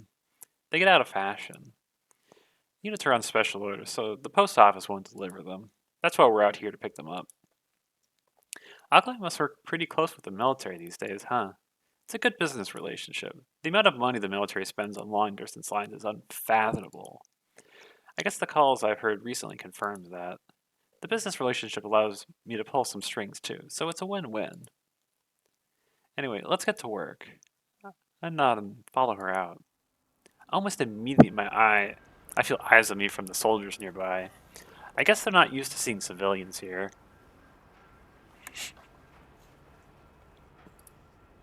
I guess I'm not used to seeing them either. Feels like this whole area's appeared out of nowhere. There was just a train station here before, and now a whole base has sprung up around it. We'll just have to make friends. The soldiers are in standard issue gray uniform, but not armed. Some of them are smoking cigarettes, and some are talking to each other. Some are just staring at me. That's kind of weird. Makes me want to shout something, but I'm being Clara today. I stay close to Curry, who seems unfazed by the attention. She walks with purpose inside the building, and I follow. Oh, I've seen more places like this. Inside, there's a very large room. It goes so deep that it's hard for me to think sense of. There's a conglomeration of boxes and crates on tall shelves. Rows upon rows of them. Some boxes are wrapped in tarp, and some are open. Maybe pending an inspection or something. There's a crew of people driving forklifts around and a few people on foot with clipboards and the like. They're all wearing the same gray uniform. It's elaborate. I've never seen anything quite like it. In front of the shelves is an area dedicated to reception. A huge empty foyer. Concrete. Yo, we get new character? Empty save for a secretary sitting at a mahogany desk in the middle of the room. She's notably more well-dressed than everyone else, wearing a skirt and blouse and her hair done up in a bun. She's wearing glasses, too. Spitting image of a secretary, really. She's clacking away at some sort of machine. Typewriter, I think. She's focused on her work. Courier walks up to the desk, prompting the secretary to stop typing. She looks up at Courier and then to me with some indiscernible expression. I do my signature move. Avoid eye contact. Now that... I might clip that. This is a great line. I do my signature move. Avoid eye contact. I'm gonna take this when I'm, I'm gonna clip this after the stream. This is golden. I have a manifest for a shipment. The secretary saying nothing makes a hand motion like gimme. The carrier stands a paper in response and the secretary takes it away quickly, pushing up her glasses to review it. Alkaline, huh? Her voice is aged and raspy. It sounds like how cigarettes smell. Notably not uncharacteristic considering her young looks. The woman clacks away at the typewriter for a while and we stand there restlessly. Who's the missus? I had to double take for a second. She said without looking up from the machine. I immediately feel my face flush. I hope we don't get in trouble for this. She's my assistant. First day on the job. I guess you call that a technically correct statement? Bad time to start, don't you think? I'll look after her. I want to hear it from her. The woman stops typing, looking straight at me. She seems to have taken some sort of attitude towards me. I hide behind Courier. Oi, you. Courier gives me a shove away. I can't hide behind her. You cut out for this kind of work? Is everyone in the military like this? If I were you, I'd quit. Move far down south. Flee down to the coast and live a quiet life. And for the love of God, don't have kids. Oh boy. Oh, she's a real character. Oh, give me a sec.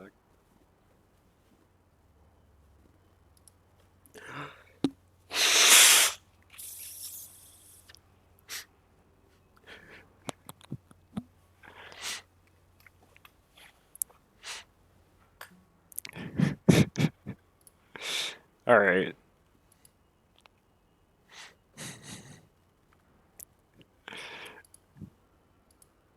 What?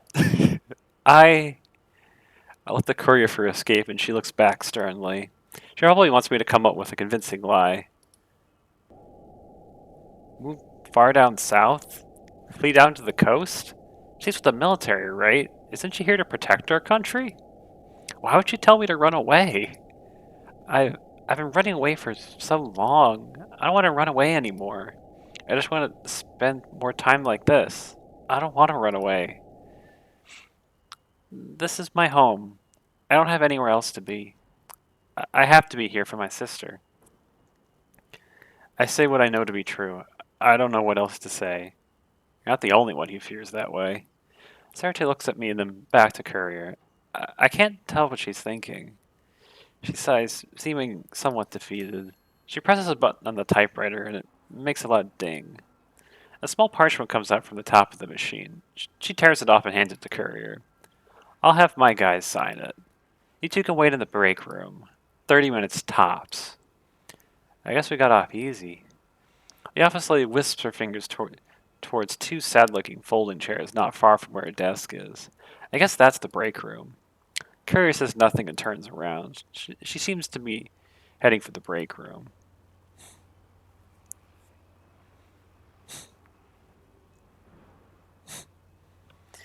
We walk outside of the building, following a dirt road outside.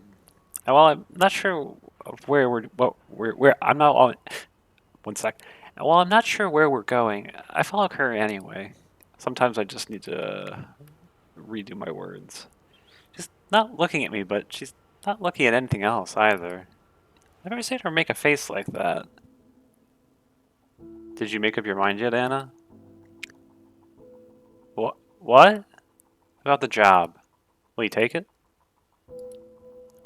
I think I know what I want to do. I guess I'll just keep doing as I have. I'll continue to work for Alkaline. Officially or not. I want to be there when Clara comes home. Yeah, I figured. You're like that. Like what? You persist, Anna. Even when you have no right to. What's that supposed to mean? And that's why you'll do this. That's why you're walking in this direction. That's why you haven't turned around yet. She always acts like she's known me for a long time. You'll do this and you'll do it well. What do you really know about me, Courier? You're just here to do your job. I'm here to do mine. Is it any more complicated than that? We continue walking in silence, the destiny of soldiers around us increasing as we go. It gets noisy and cramped.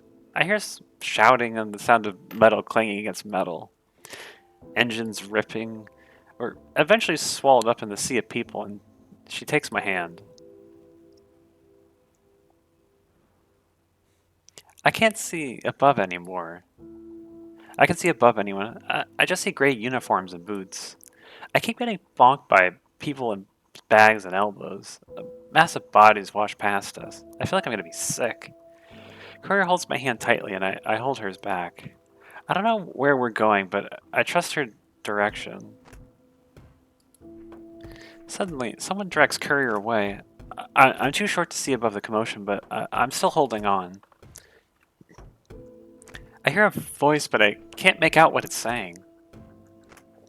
I hear Courier say something back, but I can't make that out either. I can feel her hand being pulled away from mine. I try to hold on, but...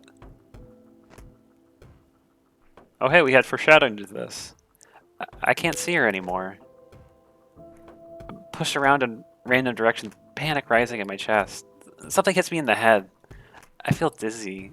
Only thing I do is think of is try to push my way through in the direction that Courier disappeared to. For some reason, I worry that I look silly doing this. Eventually the crowd clears out and I find myself in a plaza surrounded by a sea of tents. There's a few people around, but they all seem to be going about their own business and not paying me any mind. I can finally catch my breath. I never dealt with stress well. It feels like I can't breathe even now. I see Courier standing some ways away with someone. They seem to be wearing a similar uniform to her. The guy's making a lot of hand motions. I can't tell what he's saying, but it definitely looks like trouble. I start stumbling over. Courier finds me as I try to signal something. I don't know what she's trying to say with it. I move closer and I start being able to make out the conversation. What's the situation? One of our transformers blew out. We need to get it fixed ASAP. We're running on backup power, but it's not going to last long. We need to bridge the gap until a new one can be installed, but none of our guys know how to do it. I'm really happy to see you be here, Aaron. Your timing is impeccable, as always. The superior grabs Courier by the shoulder and pulls her with him. I start to follow too, but the guy stops me. He seems a little shocked. Don't trouble yourself, General. We have this fixed in no time. I stop in my tracks. General? What is he talking about? Rest assured, sir. No need for concern. It's a quick fix. Courier speaks to me in a robotic tone as if she's never met me before. I guess she wants me to play along. I'll just wait here then. The superior seems confused with my response, but doesn't seem to have time to question it. He turns around and walks off with Courier. I watch them disinter into a building. I sat dumbfounded for a moment, trying to make sense of why Courier would pretend to not know me. Maybe she could get in trouble for bringing me here? I don't know. For now, I'm left alone in the plaza with nothing to do but wait. Hopefully she'll come out of that same door soon. At the center of the plaza, a big statue which seems to have been constructed somewhat haphazardly. It's a monument of what I presume to be a war hero. I don't know who, though. History was never really something I was very interested in. It's not fun to read about a bunch of dead old men. I sit down at the base of the statue, twiddling my thumbs. There's an incredible contrast to the bravado of the statue and the anxious me at the bottom of it. A few minutes pass and I wobble side to side anxiously. I hope Courier comes back to save me soon. A group of soldiers emerge from down a path and I hide my body behind the statue. I hear them talking and I peek out around the statue to see what they're doing. They're all wearing standard issue uniform, but they're armed. Carrying rifles and they're all wearing helmets. Is this some sort of exercise? I I watch them walk past me and I sigh in relief. I guess I'm safe. I don't really want to be seen by anyone else. God knows what could happen if I'm found out. I should probably try and find a better hiding spot. I get up and start walking off in the direction that seems the least precarious, one that still has a good view of the building that Courier went into. I get up and I start walking off in the direction that seems the least precarious, one that still has a good view of the building. Actually, no, this is just a scene change, not a text change. I walk for a few minutes. I learn a couple of things. One, a military base is a terrible place to hide. There's no cover and there's people everywhere.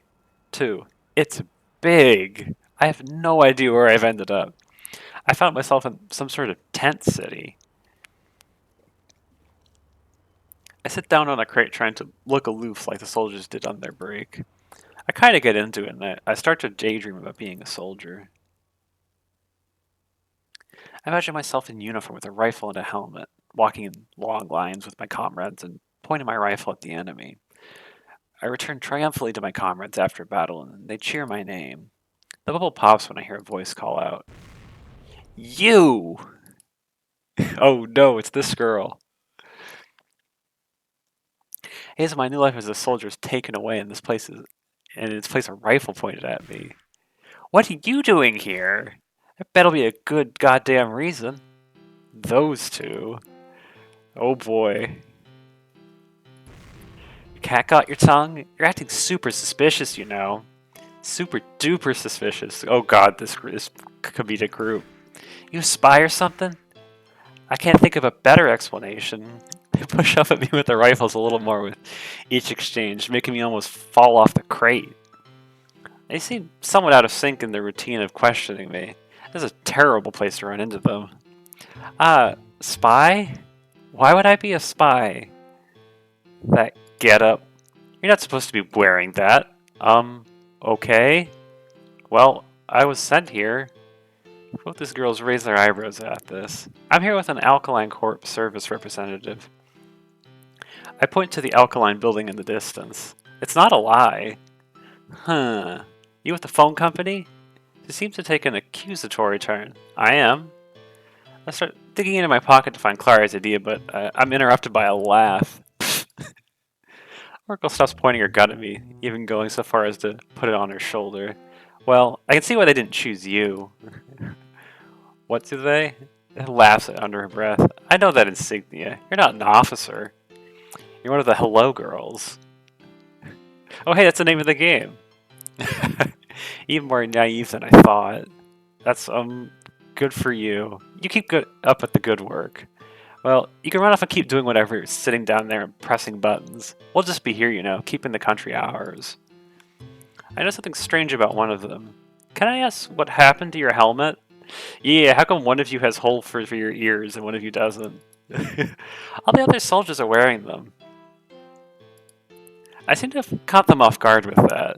That's none of your fucking business. I have ear holes, and don't you make a note of it. If I had a hole in it after a straight bullet, don't tell her that. So, you're gonna take turns wearing it. Stop talking, you idiot. She grabs the other's arm and starts to tug her in a direction. Come on, we're out of here. Screw this loser. They're an interesting sort. All right.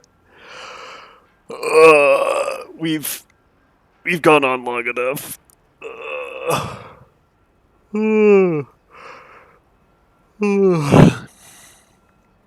All right.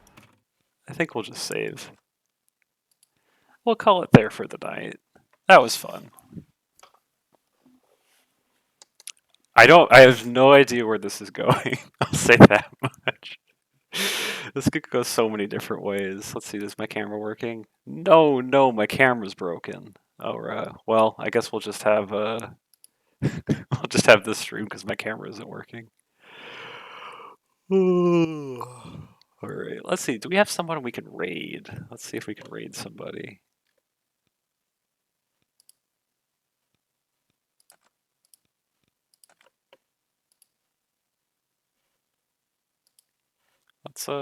Let's raid somebody.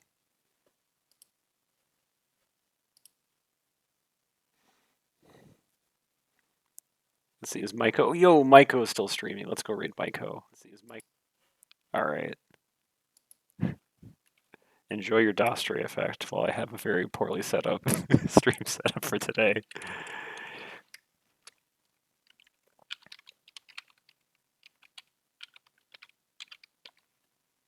All right, let's see if this works. Woo, it worked. All right. Thank you so much for tuning in, everybody. I'll be back here Friday, probably around the same time. All right. Have a good night, everybody.